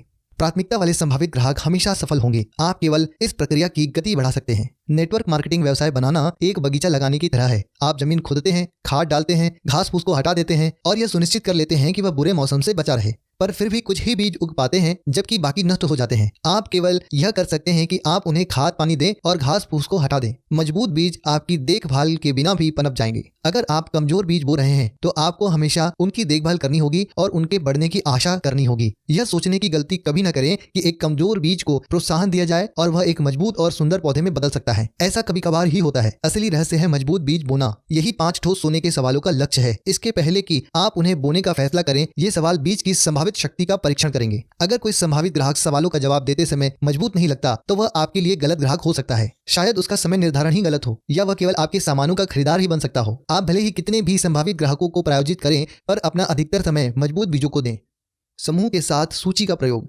थोड़े से अभ्यास के बाद आप देखेंगे कि आपने संभावित ग्राहकों के समूह के सामने प्रस्तुति करने का आश्चर्यजनक तरीका खोज लिया है। आप या तो तैयार PMF सूची का इस्तेमाल कर सकते हैं या समूह के लोगों से पूछ सकते हैं कि वे नेटवर्क मार्केटिंग समूह में क्यों शामिल होना चाहेंगे। तैयार सूची के साथ आप किसी से भी यह सवाल पूछ सकते हैं, आपकी पहली प्राथमिकता क्या है, और फिर रुक जाएं। इसी प्रक्रिया को दूसरे और तीसरे संभावित ग्राहक के साथ दोहराएं और बहुत जल्दी आप पाएंगे कि पूरा समूह आपको बता रहा होगा कि वे इस बिजनेस में क्यों शामिल होना चाहते हैं। अगर आप प्रस्तुति के दौरान हाथ से सूची बनाना ज्यादा पसंद करते हो तो प्राथमिकता बताने वाले हर व्यक्ति से आप पूछ सकते हैं, आपने इसी को क्यों चुना, और फिर सभी सवालों को एक एक कर पूछते जाएं। यह बड़ा मजेदार होगा जब पूरा समूह एक दूसरे को बताएगा कि शामिल होना क्यों महत्वपूर्ण है, और इस दौरान आपको कुछ भी नहीं कहना पड़ेगा, आपको केवल अपना सिर हिलाते जाना है और उनका उत्साह बढ़ाना है। तीसरी कुंजी, सही बटन दबाएं, योजना दिखाएं। यहाँ पर अधिकतर नेटवर्क मार्केटिंग कार्यकर्ता बहुत अच्छे होते हैं। यहाँ पर आप यह बताते हैं कि आपकी योजना उन आशाओं, सपनों और डरों का समाधान है जो आपने दूसरी कुंजी सही बटन ढूंढे द्वारा खोजे थे। आपको दिए गए प्रशिक्षण से आपको अपनी व्यावसायिक योजना को प्रस्तुत करने का ऐसा तरीका निस्संदेह मिल जाएगा जो आजमाया हुआ होगा और जिससे अपेक्षित परिणाम प्राप्त होंगे। फिर भी यह अत्यंत महत्वपूर्ण है कि आप अगले वक्तव्य को समझ लें। व्यावसायिक योजना केवल एक समस्या का समाधान है या एक सपने को साकार करने का तरीका। समाधान तार्किक रूप से सही होना चाहिए पर तर्क का प्रभाव केवल दिमाग पर पड़ता है। 5 ठोस सोने के सवाल भावनाओं के तालों को खोलते हैं और संभावित ग्राहकों को प्रेरित करते हैं कि वे अपने समाधान स्वयं खोजें। अगर आपने समाधान देने से पहले ही सामने वाले से प्राथमिक प्रेरणा घटक को नहीं खोजा है तो हो सकता है कि संभावित ग्राहक उस समय तो उत्साहित हो जाएगा पर बाद में वह भावनात्मक रूप से प्रेरित या प्रतिबद्ध नहीं होगा। इसी कारण अधिकतर संभावित ग्राहकों का उत्साह कुछ ही दिनों में ठंडा पड़ जाता है। उदाहरण के तौर पर तो इसका मतलब है कि आप अपना भाग्य स्वयं बना सकते हैं और आपके पास अपने परिवार के साथ बिताने के लिए ज्यादा समय होगा, या इसका मतलब यह है कि आप आराम से रिटायर हो सकते हैं और आपको हर वह आराम मिलेगा जो आपके अनुसार आपको चाहिए। जब आप व्यावसायिक योजना बनाते समय अपने संभावित ग्राहक के ही शब्दों को दोहराते हैं तो यह बात उनके लिए व्यक्तिगत बन जाती है। यह अर्थपूर्ण और प्रेरणादायक बन जाती है क्योंकि वे विचार व शब्द उनके होते हैं, आपके नहीं। चौथी कुंजी, सौदा पक्का करें। अगर आप इन तकनीकों का पूरी तरह पालन करते हैं तो आपने संभावित ग्राहक से अपनी योजना में शामिल होने के लिए आग्रह करना कोई बड़ी बात नहीं रह जाती। उनके खुद के भीतर इतना उत्साह पैदा हो जाना चाहिए कि वे बिजनेस शुरू करने के लिए बेताब हो जाएं। हमेशा अपनी प्रस्तुति को इस नजरिए के साथ रखें जैसे तत्काल शुरुआत करना एक स्वाभाविक प्रक्रिया हो। आपकी शैली व्यावसायिक तो हो परंतु सहज भी हो, जैसे आप हर रोज यही सब करते हैं। जब आपको लगे कि आपके संभावित ग्राहक ने बिजनेस में शामिल होने का मन बना लिया है तो याद रखें, आप उन्हें तुरंत शामिल होने का निमंत्रण अवश्य दें। हमेशा विश्वासपूर्ण व निश्चित बने रहें और उसे बताएं कि आप उसे शामिल करना चाहते हैं आज ही, न कि अगले दिन। यह पद्धति काम क्यों करती है? 4 कुंजियों वाली पद्धति हां तक पहुंचने का आजमाया हुआ नुस्खा है, इसलिए इससे अधिकतम लाभ प्राप्त करने के लिए आपको इस फार्मूले का पूरी तरह पालन करना है। मैं जिन नेटवर्क मार्केटिंग कार्यकर्ताओं से मिला हूं उनमें से अधिकतर बर्फ पिघलाएं स्तर पर अच्छा प्रदर्शन करते हैं। उन्होंने सीख लिया है कि लोगों से दोस्ताना ढंग से बात कैसे की जाए और किस तरह उनसे तालमेल बैठाया जाए। अधिकतर नेटवर्क मार्केटिंग कार्यकर्ता सही बटन ढूंढे स्तर पर अधिक प्रभावी नहीं होते। वे बर्फ पिघलाएं से सीधे सही बटन दबाए पर पहुंच जाते हैं। यह मान भी लिया जाए कि व्यावसायिक योजना की उनकी प्रस्तुति श्रेष्ठ रहती हो तो भी यह आवश्यक नहीं है कि संभावित ग्राहक शामिल होने के लिए प्रेरित हो जाएंगे क्योंकि वे भावनात्मक रूप से तैयार नहीं हो पाते। यही प्रमुख कारण है जिसकी वजह से कई संभावित ग्राहक आपकी योजना की प्रस्तुति से रोमांचित हो तो जाते हैं पर 1-2 दिन बाद ही उनका उत्साह पूरी तरह से ठंडा पड़ जाता है। कुछ नेटवर्क मार्केटिंग कार्यकर्ता तो योजना दिखाने में इतने तल्लीन हो जाते हैं कि वे विचार को बेच तो सकते हैं पर वे इतना ज्यादा बोलते हैं कि उन्हें इसे वापस खरीदना पड़ता है। आपकी व्यावसायिक योजना आपके संभावित ग्राहक के उन कष्टों का समाधान है जिन्हें वे दूर करना चाहता है और उन लाभों का समाधान है जो वे प्राप्त करना चाहता है। इसलिए योजना दिखाने का तब तक कोई अर्थ नहीं है जब तक कि आप संभावित ग्राहक की प्राथमिक प्रेरणा घटक न खोज लें और उन्हें इसके बारे में आवेशित न कर दें। अगर आप सही बटन ढूंढने में श्रेष्ठ हों तो आपको सौदा पक्का करने की स्थिति के बारे में अधिक चिंतित होने की आवश्यकता नहीं है। अगर आप जानते हैं कि संभावित ग्राहक को किस तरह भावनात्मक रूप से विचलित किया जा सकता है तो वे अपनी समस्याओं के लिए स्वयं समाधान खोजना प्रारंभ कर देंगे। इस तरह सही बटन ढूंढना और उसे दबाना और अपना नेटवर्क बनाना आपके लिए एक सरल कार्य बन जाएगा। चैप्टर 3, सशक्त प्रस्तुति के 6 महत्वपूर्ण उपाय। यहाँ पर 6 छोटे परंतु बहुत प्रभावी उपाय दिए गए हैं जो आपकी प्रस्तुति को दमदार बना देंगे। उपाय पहला, पुल बनाना। पुल बनाना एक तकनीक है जो चर्चा को जारी रखती है और उस परिस्थिति को टालती है जिसमें या तो आप बहुत ज्यादा बातें करते हैं या आपका संभावित ग्राहक बहुत कम बातें करता है। अगर आप कोई महत्वपूर्ण सवाल पूछें और जवाब में आपको एक छोटा सा उत्तर मिले तो आप बहुत कुंठित हो जाएंगे। असली जिंदगी की कहानी, किस तरह स्यू ने एक भावहीन व्यक्ति को प्रभावित किया। यहाँ पर स्यू का उदाहरण है जो एक डिस्ट्रीब्यूटर थी और वह अपने संभावित ग्राहक फ्रेड के साथ तालमेल बनाने का प्रयास कर रही थी। फ्रेड एक कंप्यूटर कंपनी में काम करता था और उसने अपनी लंच की छुट्टी में स्यू को मुलाकात का समय दिया था। फ्रेड शुरुआत में जरा रूखा नजर आया और वह बातूनी स्वभाव का नहीं था, इसीलिए स्यू शुरू से थोड़ी निरुत्साही हो गई। स्यू, आप इस बिजनेस में कैसे आए? फ्रेड, मेरी हमेशा से ही कंप्यूटर में रुचि थी। इस संबंध में स्यू के पास अधिक जानकारी नहीं थी, इसलिए उसे बात बढ़ाने के लिए अगला सवाल पूछना पड़ा। स्यू, आपको कंप्यूटर के बिजनेस में सबसे अच्छी बात क्या लगती है? फ्रेड, यह लगातार बदलता रहता है। दोबारा दिए गए इस छोटे जवाब ने स्यू को फिर से मजबूर कर दिया कि वह अगला सवाल पूछे ताकि बातचीत का सिलसिला जारी रह सके। समस्या यह थी कि अगर वह ढेर सारे अच्छे सवाल भी पूछती तो भी कुछ समय बाद बातचीत किसी इंटरव्यू की तरह लगती, जिसमें स्यू की भूमिका पुलिस कमिश्नर जैसी हो जाती। छोटे जवाब देने वाले संभावित ग्राहक को संभालने का श्रेष्ठतम तरीका यह है कि उनसे चर्चा करते समय पुल बनाया जाए। शक्तिशाली पुल निम्नलिखित है, अर्थात यानी, उदाहरण के तौर पर, फिर, इसलिए, तब आपने, इसका मतलब। हर पुल के बाद आपको चुप हो जाना चाहिए। सौभाग्य से स्यू ने पुल का उपयोग करना सीख लिया था और फ्रेड के साथ उसकी चर्चा इस तरह चली। स्यू, आप इस व्यवसाय में कैसे आए? फ्रेड, मेरी हमेशा से ही कंप्यूटर में रुचि थी। स्यू, यानी? फ्रेड, यानी नेटवर्क सिस्टम को बड़े और मध्यम आकार की कंपनियों में लगाना। स्यू, इसका मतलब है? फ्रेड, इसका मतलब है कि मैं किसी भी कंपनी की कार्यप्रणाली में सुधार के लिए ऐसे सॉफ्टवेयर तैयार करने में सहायता करता था जिससे जिंदगी आसान हो जाए। स्यू, उदाहरण के तौर पर? फ्रेड, उदाहरण के तौर पर कल की ही बात लें। कल मैंने एक कंपनी में अपना सिस्टम लगाया। उस कंपनी में गंभीर लेखांकन समस्या थी। उन्होंने मुझे बुलाया और इस मामले में स्यू ने न केवल सफलतापूर्वक एक किला जीत लिया था, बल्कि वह इंटरव्यू लेने वाले की तरह भी नहीं लग रही थी और उसने ज्यादा शब्दों का प्रयोग भी नहीं किया था। वह फ्रेड के बारे में अधिक से अधिक उपयोगी जानकारी प्राप्त कर रही थी और वह अपने पहले नंबर के विषय पर बातें कर रहा था। वह खुद। जब आप पुल का प्रयोग करें तो यह 3 काम करें। पहला, आगे की ओर झुकें, हथेली खोलकर आगे करें। दूसरा, पुल के आखिरी अक्षर को थोड़ा खींचें। तीसरा, पीछे टिक जाएं और चुप हो जाएं। हथेली खोलकर आगे की ओर झुकने के 2 संकेत संप्रेषित होते हैं। पहला तो यह कि बिना शब्दों के ही इससे यह पता चलता है कि आप खतरनाक नहीं हैं, और दूसरा संकेत यह है कि इससे श्रोता को यह पता चलता है कि अब बातें करने की उसकी बारी है, क्योंकि आपने नियंत्रण उसके हाथों में सौंप दिया है। पुल की आखिरी अक्षर को खींचने से यह लगभग एक सवाल के रूप में बदल जाता है, जबकि यदि इसे न खींचा जाए तो यह एक वक्तव्य की तरह लगेगा। उदाहरण के तौर पर, फ्रेड, ताकि बिजनेस ज्यादा अच्छे ढंग से चल सके। स्यू, यानी? फ्रेड, यानी इससे लोगों की जिंदगी ज्यादा आसान हो जाती है और वे अपने ग्राहकों को बेहतर सेवाएं दे सकते हैं। आप जानती ही होंगी, अधिकतर कंपनियों में कोई अच्छा सिस्टम नहीं होता।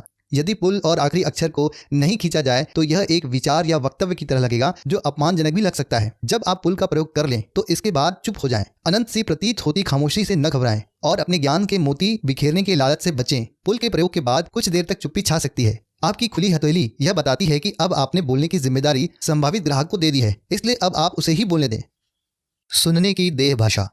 यहाँ एक उदाहरण दिया जा रहा है कि पुल बनाने से किस तरह छुपी हुई प्रेरणाओं को सामने लाया जा सकता है और संभावित ग्राहकों से किस तरह जानकारी प्राप्त की जा सकती है। नियंत्रण दे देने के बाद आप पीछे की ओर टिक जाएं और अपने हाथ को अपनी हुड्डी पर रख लें और इस तरह मूल्यांकन की स्थिति में आ जाएं। इससे सुनने वाले को तत्काल यह मालूम पड़ जाता है कि उसे बातचीत शुरू करनी है, क्योंकि आप पीछे टिके हुए हैं। उदाहरण के लिए, अगर आपको संभावित ग्राहक के आर्थिक स्वतंत्रता को अपनी पहली प्राथमिकता चुना है।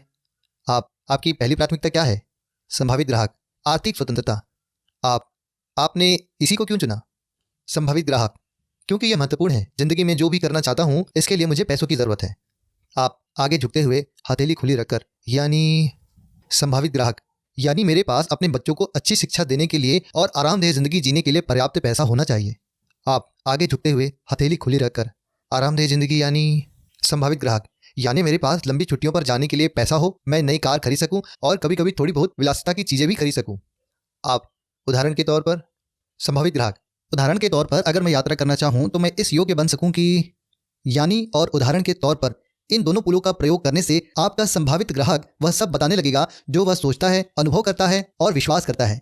और सबसे महत्वपूर्ण बात यह है कि आप ज्यादा बातें नहीं कर रहे हैं। पुल एक तरह से खुले सवाल होते हैं। प्रस्तुतियों में उनका श्रेष्ठतम प्रयोग तब होता है जब लोग अपने बारे में ज्यादा बातें न कर रहे हों या वे आपके सवालों का छोटा जवाब दे रहे हों। जब आप पहली बार पुलों का प्रयोग करेंगे तो आपको अजीब लगेगा, खासकर तब जब आप बातूनी स्वभाव के हों, क्योंकि पुल के प्रयोग के बाद बातचीत में कुछ देर तक खामोशी छा जाती है। पर आपके श्रोता को तो छोटे जवाब देने की आदत है, इसीलिए उसे यह खामोशी पूरी तरह स्वाभाविक लगती है। पुलों का प्रयोग मजेदार होता है क्योंकि उनसे प्रस्तुतियां अधिक रोचक बनती हैं और आपको मौन नियंत्रण की शक्ति भी मिलती है। उपाय 2, सिर हिलाने की तकनीक। अधिकतर लोग यह नहीं जानते कि सिर हिलाना एक सशक्त और विश्वास दिलाने वाली तकनीक है। अधिकांश देशों में सिर हिलाना या गर्दन ऊपर नीचे करना सहमति दर्शाता है। इसका अर्थ है कि शरीर को झुकाना या नीचे करना, जो यह बताता है मैं आपके सामने झुक जाता हूँ, मैं आपकी इच्छाओं के अधीन हूँ। तो यह एक तरह की झुकने की क्रिया है। सिर झुकाने की तकनीक के दो सशक्त उपयोग हैं। देह भाषा मतलब बॉडी लैंग्वेज आपकी अंदरूनी भावनाओं की बाहरी अभिव्यक्ति है। अगर आप सकारात्मक महसूस करते हैं तो बोलते समय आपका सिर अपने आप नीचे की ओर हिलने लगेगा। अगर आप तटस्थ अनुभव करते हो और फिर से जानबूझकर अपना सिर हिलाने लगे तो आप सकारात्मक भावनाएं अनुभव करने लगेंगे। दूसरे शब्दों में सकारात्मक भावनाओं से सिर नीचे की ओर हिलने लगता है। इसके उल्टा भी बिल्कुल सही है, सिर हिलाने से भी सकारात्मक भावनाएं उत्पन्न होती है। अगर आप सकारात्मक महसूस करते हैं तो अपना सिर हिलाना शुरू कर देंगे। अगर आप अपना सिर हिलाना शुरू कर देते हैं तो आप सकारात्मक महसूस करने लगेंगे। सिर हिलाने की क्रिया सकारात्मक होती है। अगर मैं आपकी बातों पर सिर हिलाता हूं तो आप भी सिर हिलाने लगेंगे, भले ही आप मेरी बातों से सहमत न हो। सहमति और सहयोग प्राप्त करने का यह एक अद्भुत मंत्र है। फिर अपने हर वाक्य को शाब्दिक सहमति के शब्दों के साथ समाप्त करें, है ना? क्या आप ऐसा नहीं करेंगे? क्या यह सही नहीं है? ठीक है ना? जब वक्ता और श्रोता दोनों अपने सिर हिलाते हैं तो श्रोता को सकारात्मक भावनाओं का अनुभव होता है और उससे सकारात्मक परिणाम निकलने की अधिक संभावना होती है। सिर हिलाने की कला आसानी से सीखी जा सकती है और एक सप्ताह के भीतर आप इसे अपने बॉडी लैंग्वेज संकेतों का स्थायी हिस्सा बना सकते हैं। सिर हिलाने की तकनीक का दूसरा लाभ यह है कि इससे चर्चा आगे बढ़ती है। यह इस तरह होता है, जब आप एक खुला सवाल पूछ लेते हैं या एक पुल का उपयोग करते हैं और श्रोता जवाब देता है तो आप उसके जवाब देते समय अपने सिर को हिलाएं। जब वह बोलना खत्म कर चुके तो भी अपने सिर को एक बार प्रति सेकंड की दर से 5 बार हिलाना जारी रखें। सामान्यतः 4 सेकंड बाद ही श्रोता दोबारा बोलना शुरू कर देता है और आपको अधिक जानकारी देने लगता है। और जब तक आप पीछे की ओर टिके हैं और आपका हाथ आपकी हुड्डी पर रहता है तब तक बोलने के लिए आप पर कोई भी दबाव नहीं होता है। इस तरह से आप एक प्रश्नकर्ता की तरह नहीं लगेंगे। जब आप सुने तो अपने एक हाथ को अपने ठुड्डी पर रखें और उसे धीरे धीरे थपथपाएं। इन संकेतों के अध्ययन से ज्ञात हुआ है कि इनसे संभावित ग्राहक को लंबे समय तक बोलते रहने का प्रोत्साहन मिलता है। आप चित्र पर देख सकते हैं, पुरुष की ठुड्डी सहलाना, महिला का ठुड्डी सहलाना। उपाय 3, न्यूनतम प्रोत्साहक। जब दूसरा व्यक्ति बोल रहा हो तो न्यूनतम प्रोत्साहकों के द्वारा उसे बोलते रहने के लिए प्रोत्साहित करें। न्यूनतम प्रोत्साहक यह है, अच्छा, ओह, सच, फिर क्या हुआ? न्यूनतम प्रोत्साहक दूसरे व्यक्ति द्वारा दी जा रही जानकारी की मात्रा में दोगुनी से भी अधिक वृद्धि कर सकते हैं। सिर हिलाने की तकनीक और पुलों के साथ मिल जाने के बाद न्यूनतम प्रोत्साहक आपके सबसे प्रभावी यंत्र बन जाते हैं जिनके द्वारा आप अपनी प्रस्तुति को बेहतर ढंग से जारी रख सकते हैं। उपाय 4, आंखों पर काबू कैसे करें। शोध से पता चलता है कि आमने सामने की प्रस्तुति में किसी व्यक्ति के दिमाग तक पहुंची जानकारी में से 87% आंखों के माध्यम से पहुंचती है, 9% कानों के माध्यम से और शेष 4% अन्य इंद्रियों के द्वारा। उदाहरण के तौर पर अगर आपका संभावित ग्राहक आपके बोलते समय आपकी दृश्य प्रस्तुति की ओर देख रहा हो और आपका संदेश उसके द्वारा देखी जाने वाली चीज से संबंध न हो तो वह आपके संदेश का केवल 9% ही ग्रहण कर पाएगा। अगर आप यात्रा के बारे में बात करते समय एक घर की तस्वीर बनाने लगेंगे तो उसे आपकी बात समझने में काफी मुश्किल होगी।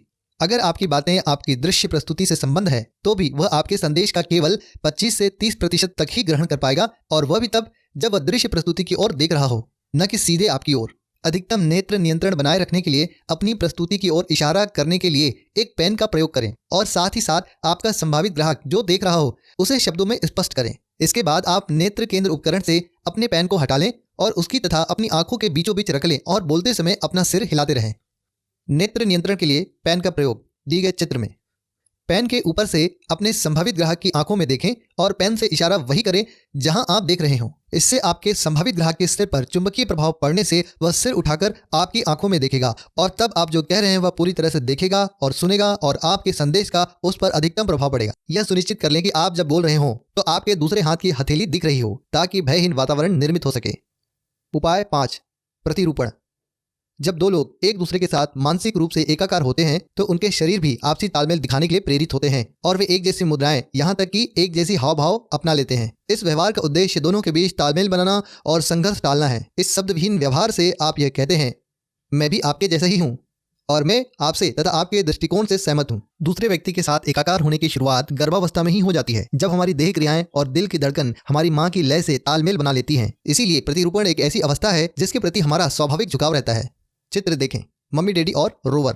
परिणाम स्वरूप जिन लोगों के साथ हमारा तालमेल बैठ जाता है हम अपने आप ही उनकी नकल करने लगते हैं। आप इसे व्यवहारिक बैठकों या सामाजिक उत्सवों में उन लोगों के साथ होते देख सकते हैं जिनकी एक दूसरे से अच्छी पटती है। इसी कारण कई सालों तक एक साथ रहने के बाद लोग एक दूसरे की तरह दिखने लगते हैं। फिर वे एक कुत्ता खरीद लेते हैं जो उन दोनों की तरह दिखता हो। बंदर जो देखता है वही करता है। अगले चित्र में खड़े दो लोग प्रतिरूपण का उत्कृष्ट उदाहरण प्रस्तुत करते हैं। वे एक जैसी मुद्राओं में खड़े हैं। उन्होंने अपने गिलास एक ही तरह से पकड़े हुए हैं। शायद उनके पेय पदार्थ भी एक ही हों। उनकी पोशाक एक सी है और उनका शब्द प्रयोग भी एक जैसा है। यदि एक व्यक्ति अपनी जेब में हाथ डालता है तो दूसरा उसकी नकल करता है। अगर दूसरा अपने वजन को अपने दूसरे पैर पर डालता है तो उसका दोस्त भी वैसा ही करता है। जब तक ये दोनों आपस में सहमत होंगे और उनमें तालमेल बना रहेगा तब तक प्रतिरूपण या प्रतिबिंबन चलता रहेगा। प्रतिबिंबन दर्शाता है कि तालमेल बन चुका है। प्रतिरूपण से सामने वाला व्यक्ति सहज होता है। यह तालमेल बनाने वाली एक प्रबल तकनीक है। धीमी गति के वीडियो शोध से पता चलता है कि इसमें एक ही समय में पलक झपकाना, नथुने फुलाना, भुकुटी उठाना और यहाँ तक कि पुतली फैलाना और सिकोड़ना भी शामिल है। यह उल्लेखनीय है क्योंकि इतने सूक्ष्म संकेतों की जानबूझकर नकल नहीं की जा सकती। अच्छा तालमेल बनाना। सामने वाले व्यक्ति की देह भाषा और शाब्दिक भाषा को प्रतिबिंबित करना तत्काल तालमेल बनाने का बहुत बढ़िया तरीका है। जब आप किसी नए व्यक्ति से मिले तो आप उसकी बैठने की मुद्रा, देह कोण, हाव भाव और आवाज के लहजे को प्रतिबिंबित करें। जल्दी ही उसे ऐसा लगने लगेगा कि आप में ऐसा कुछ है जो उसे पसंद आ रहा है। वह शायद आपको इनके साथ मेरे स्वाभाविक तालमेल है की श्रेणी में रखेगा। ऐसा इसलिए होता है क्योंकि वह आप में अपनी छवि देखता है। प्रतिबिंबन द्वारा तालमेल बनाना।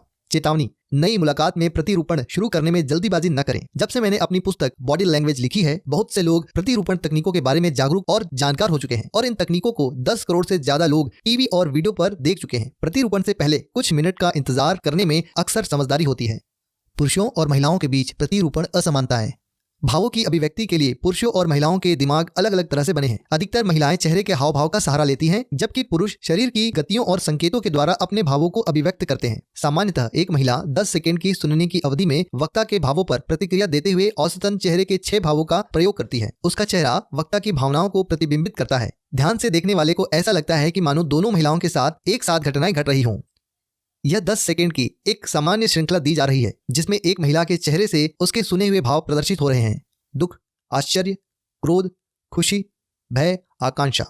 महिलाएं वक्ता की आवाज के लहजे और देह भाषा के द्वारा कही हुई बातों का मतलब समझती हैं और अपने समझे हुए भावों को अपने चेहरे के भाव द्वारा व्यक्त करती हैं। ठीक यही पुरुष को करना होता है अगर उसे महिला का ध्यान अपनी तरफ खींचना हो या उसे सुनने के लिए मजबूर करना हो। अधिकतर पुरुष सुनते समय चेहरे की अभिव्यक्ति को लेकर हतोत्साहित हो जाते हैं, पर अगर आप इसे सीख लेते हैं तो इससे आपको बहुत फायदा होगा। कई लोग कहते हैं वह सोचेगी कि मैं अजीब हूँ, पर शोध से पता चलता है कि जब कोई पुरुष महिला की भावनाओं को अपने चेहरे के माध्यम से प्रतिबिंबित करता है तो वह महिला उस पुरुष को अधिक बुद्धिमान, दिलचस्प और आकर्षक समझती है। जनता में भावनाओं को छुपाने की विकासवादी आवश्यकताओं के कारण अधिकतर पुरुष सुनते समय मूर्तियों की तरह भावहीन दिखते हैं ताकि संभावित आक्रमण से बचा जा सके।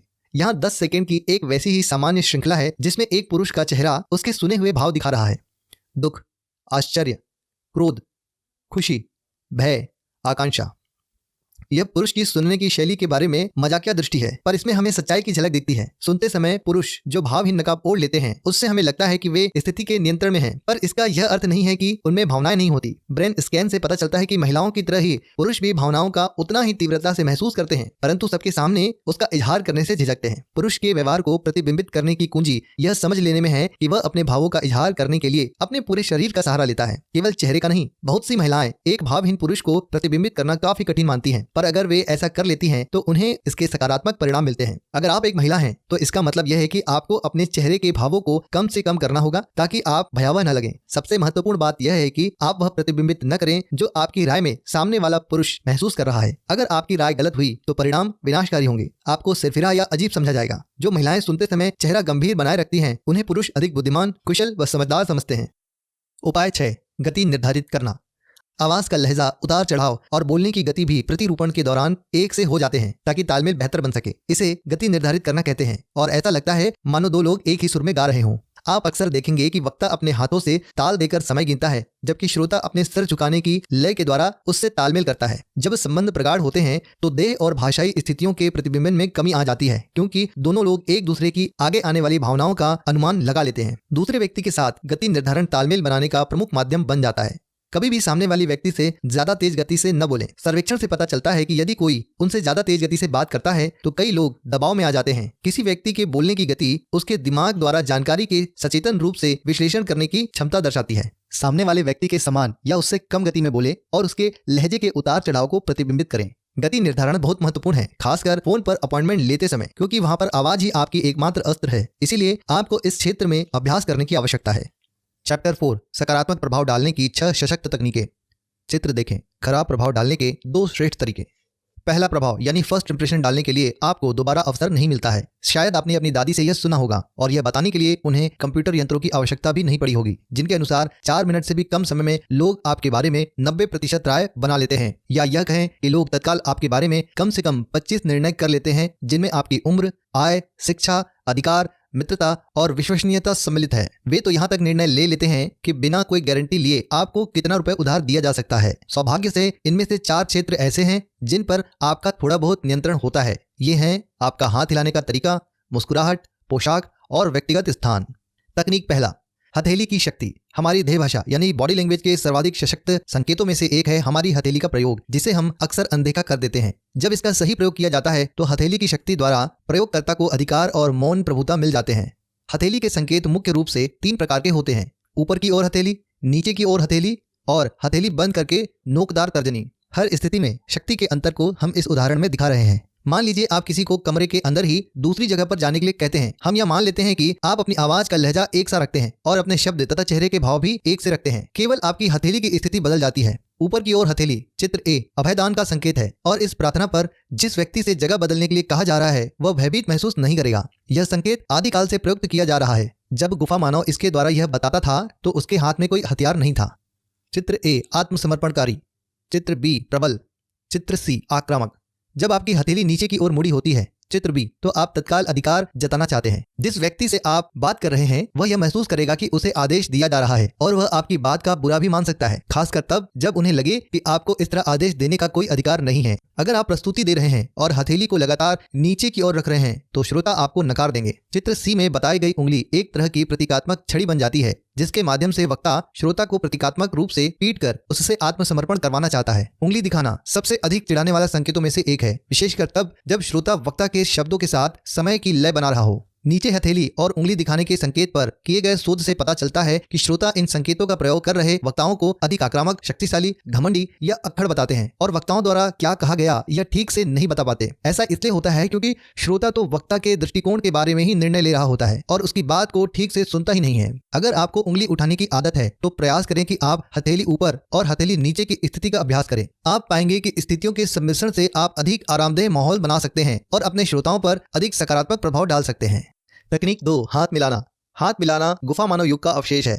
जब भी गुफा मानव मिलते थे वे अपने हाथ आगे करके हथेलियां ऊपर करके यह दिखाते थे कि उन्होंने कोई भी हथियार नहीं पकड़ा या छुपाया है। हवा में हथेलियां उठाने का यह संकेत सदियों संशोधित हुआ है और एक हथेली उठी हुई या हृदय पर हथेली जैसे बहुतेरे संकेतों में बदल गया है। इस प्राचीन अभिवादन प्रतीक का आधुनिक प्रकार है हथेलियों द्वारा एक दूसरे को जकड़ा जाना और हथेलियों को हिलाना। यह मुलाकात के प्रारंभ और अंत दोनों वक्त होता है। सामान्यतः हाथ 3 से 5 बार मुड़ते हैं। हम पहले ही बता चुके हैं कि किसी आदेश में हथेली ऊपर और हथेली नीचे की स्थितियों का क्या प्रभाव पड़ता है। आइए इसे ध्यान में रखते हुए हम हाथ मिलाने में इन दोनों स्थितियों की प्रासंगिकता खोजें। कल्पना कर लें कि आपने किसी नए व्यक्ति से हाथ मिलाकर अभिवादन किया है। 3 मूलभूत प्रतिक्रियाओं में से एक संप्रेषित होगी। पहला, अधिकार। यह व्यक्ति मुझ पर हावी होने का अधिकार जमाने का प्रयास कर रहा है, बेहतर होगा कि मैं चौकस रहूं। दूसरा, समर्पण। मैं इस व्यक्ति पर अधिकार जमा सकता हूं, यह वही करेगा जो मैं चाहूंगा। तीसरा, समानता। मैं इस व्यक्ति को पसंद करता हूं, हम दोनों की खूब जमेगी। यह प्रतिक्रियाएं अचेतन द्वारा संप्रेषित होती हैं। अधिकार संप्रेषित होता है जब आप अपने हाथ को घुमा लेते हैं ताकि आपकी हथेली हाथ मिलाते समय नीचे की ओर रहे। आवश्यक नहीं है कि आपकी हथेली बिल्कुल नीचे फर्श की ओर ही रहे। हो सकता है कि यह दूसरे व्यक्ति की हथेली से तुलनात्मक रूप से नीचे रहे और इससे यह सिद्ध होता है कि आप सामने वाले को अपने नियंत्रण में लेना चाहते हैं। 54 सफल वरिष्ठ प्रबंधन अधिकारियों के समूह के अध्ययन से यह बात सामने आई कि न केवल उनमें से 42 ने हाथ मिलाने की पहल की बल्कि हाथ मिलाने के प्रबल नियंत्रण का भी प्रयोग किया। हाथ मिलाने की यह शैली तालमेल बनाने के लिए अच्छी नहीं है क्योंकि अधिकतर लोगों को यह आक्रांत करने वाली लग सकती है। यह पुरुषों द्वारा ही अधिक इस्तेमाल की जाती है। चित्र 1, नियंत्रण लेना। चित्र 2, नियंत्रण देना। ठीक उसी तरह जिस तरह कुत्ते अपनी पीठ के बल लेटकर और आक्रमणकर्ता को अपना गला दिखाकर अपना समर्पण दर्शाते हैं, अधिकारपूर्ण हाथ मिलाने से उल्टा है अपनी हथेली को ऊपर की ओर रखना। यह विशेष तौर पर तब प्रभावकारी होता है जब आप दूसरे व्यक्ति को नियंत्रण देना चाहते हैं या उसे यह समझाना चाहते हैं कि वह नियंत्रण में है। इसके द्वारा यह भी जताया जा सकता है कि आप आक्रांत हो सकते हैं। हाथ मिलाकर तालमेल कैसे बनाया जाए? हाथ मिलाकर तालमेल बनाने के 2 नियम हैं। पहला, अपनी हथेलियों को सीधे रखें, न कि अधिकारपूर्ण मुद्रा में न ही समर्पण की मुद्रा में, बल्कि समान। इससे हर एक आरामदेह व भयहीन महसूस करेगा। दूसरा, आप भी उतना ही दबाव डालें जितना आप पर डाला जा रहा है। चित्र, समानता। इसका यह मतलब निकलता है कि यदि आपको 10 लोगों के किसी समूह से मिलवाया जा रहा है तो आपको कई बार अपने दबाव को बदलना पड़ेगा और हाथ के कोड़ों में भी कई तरह के सामंजस्य करने पड़ेंगे। हाथ मिलाने की इस शैली में न कोई विजेता होता है, न ही पराजित और न ही कोई डरा हुआ महसूस करता है। इससे हर व्यक्ति आरामदेह स्थिति में होता है और वह नए विचारों के प्रति रुचि दिखा सकता है क्योंकि तब हम एक दूसरे के प्रति कम निर्णयकारी होते हैं। हाथ ऐसे न मिलाएं। नए लोगों का डबल हैंडर या दोनों हाथों से अभिवादन न करें। हालांकि इसका लक्ष्य स्वागत, गर्मजोशी और प्रगाढ़ता की भावनाएं संप्रेषित करना होता है, पर सामने वाले पर इसका बिल्कुल उल्टा प्रभाव होता है। उसे लगता है कि आप गंभीर नहीं हैं, कम विश्वसनीय हैं या आप छुपे हुए उद्देश्यों से प्रेरित हैं। हमेशा एक हाथ से ही हाथ मिलाना चाहिए। चित्र, नए लोगों से हाथ मिलाते समय दोनों हाथों का प्रयोग न करें। तकनीक 3, बाएं हाथ में सामान पकड़ना। यह तकनीक पहली नजर में साफ दिख जाती है, पर बहुत कम लोग इस ओर ध्यान देते हैं। फोल्डर, कागज, ब्रीफकेस, पर्स या ग्लास अपने बाएं हाथ में पकड़ने की आदत डालें। हम एक दूसरे से हाथ मिलाते समय अपने दाएं हाथ का प्रयोग करते हैं। इसी तरह कुर्सी खिसकाने और अलविदा करने के लिए भी दाएं हाथ का प्रयोग करते हैं। उदाहरण के तौर पर, अगर आपको किसी से मिलवाया जाता है और आपने अपने दाएं हाथ में कोल्ड ड्रिंक पकड़ रखा है, तो आपको अपने कोल्ड ड्रिंक को अपने बाएं हाथ में थामने के लिए मजबूर होना पड़ता है। अगर आप ऐसा सफलतापूर्वक कर भी लें और किसी के जूते पर एक बूंद भी न गिरे, तो भी नए व्यक्ति को एक ठंडा गीला हाथ मिलता है और उसके लिए यही आपका पहला प्रभाव होता है, ठंडा और गीला। अगर आप दाएं हाथ में दस्तावेज पकड़े हों, दरवाजा खोलने, कुर्सी खिसकाने या हाथ मिलाने के लिए अपना हाथ बदलते हैं, तो आपके हाथ से दस्तावेज गिर सकते हैं और आपको मूर्ख समझा जा सकता है। तकनीक 4, मुस्कुराहट की शक्ति।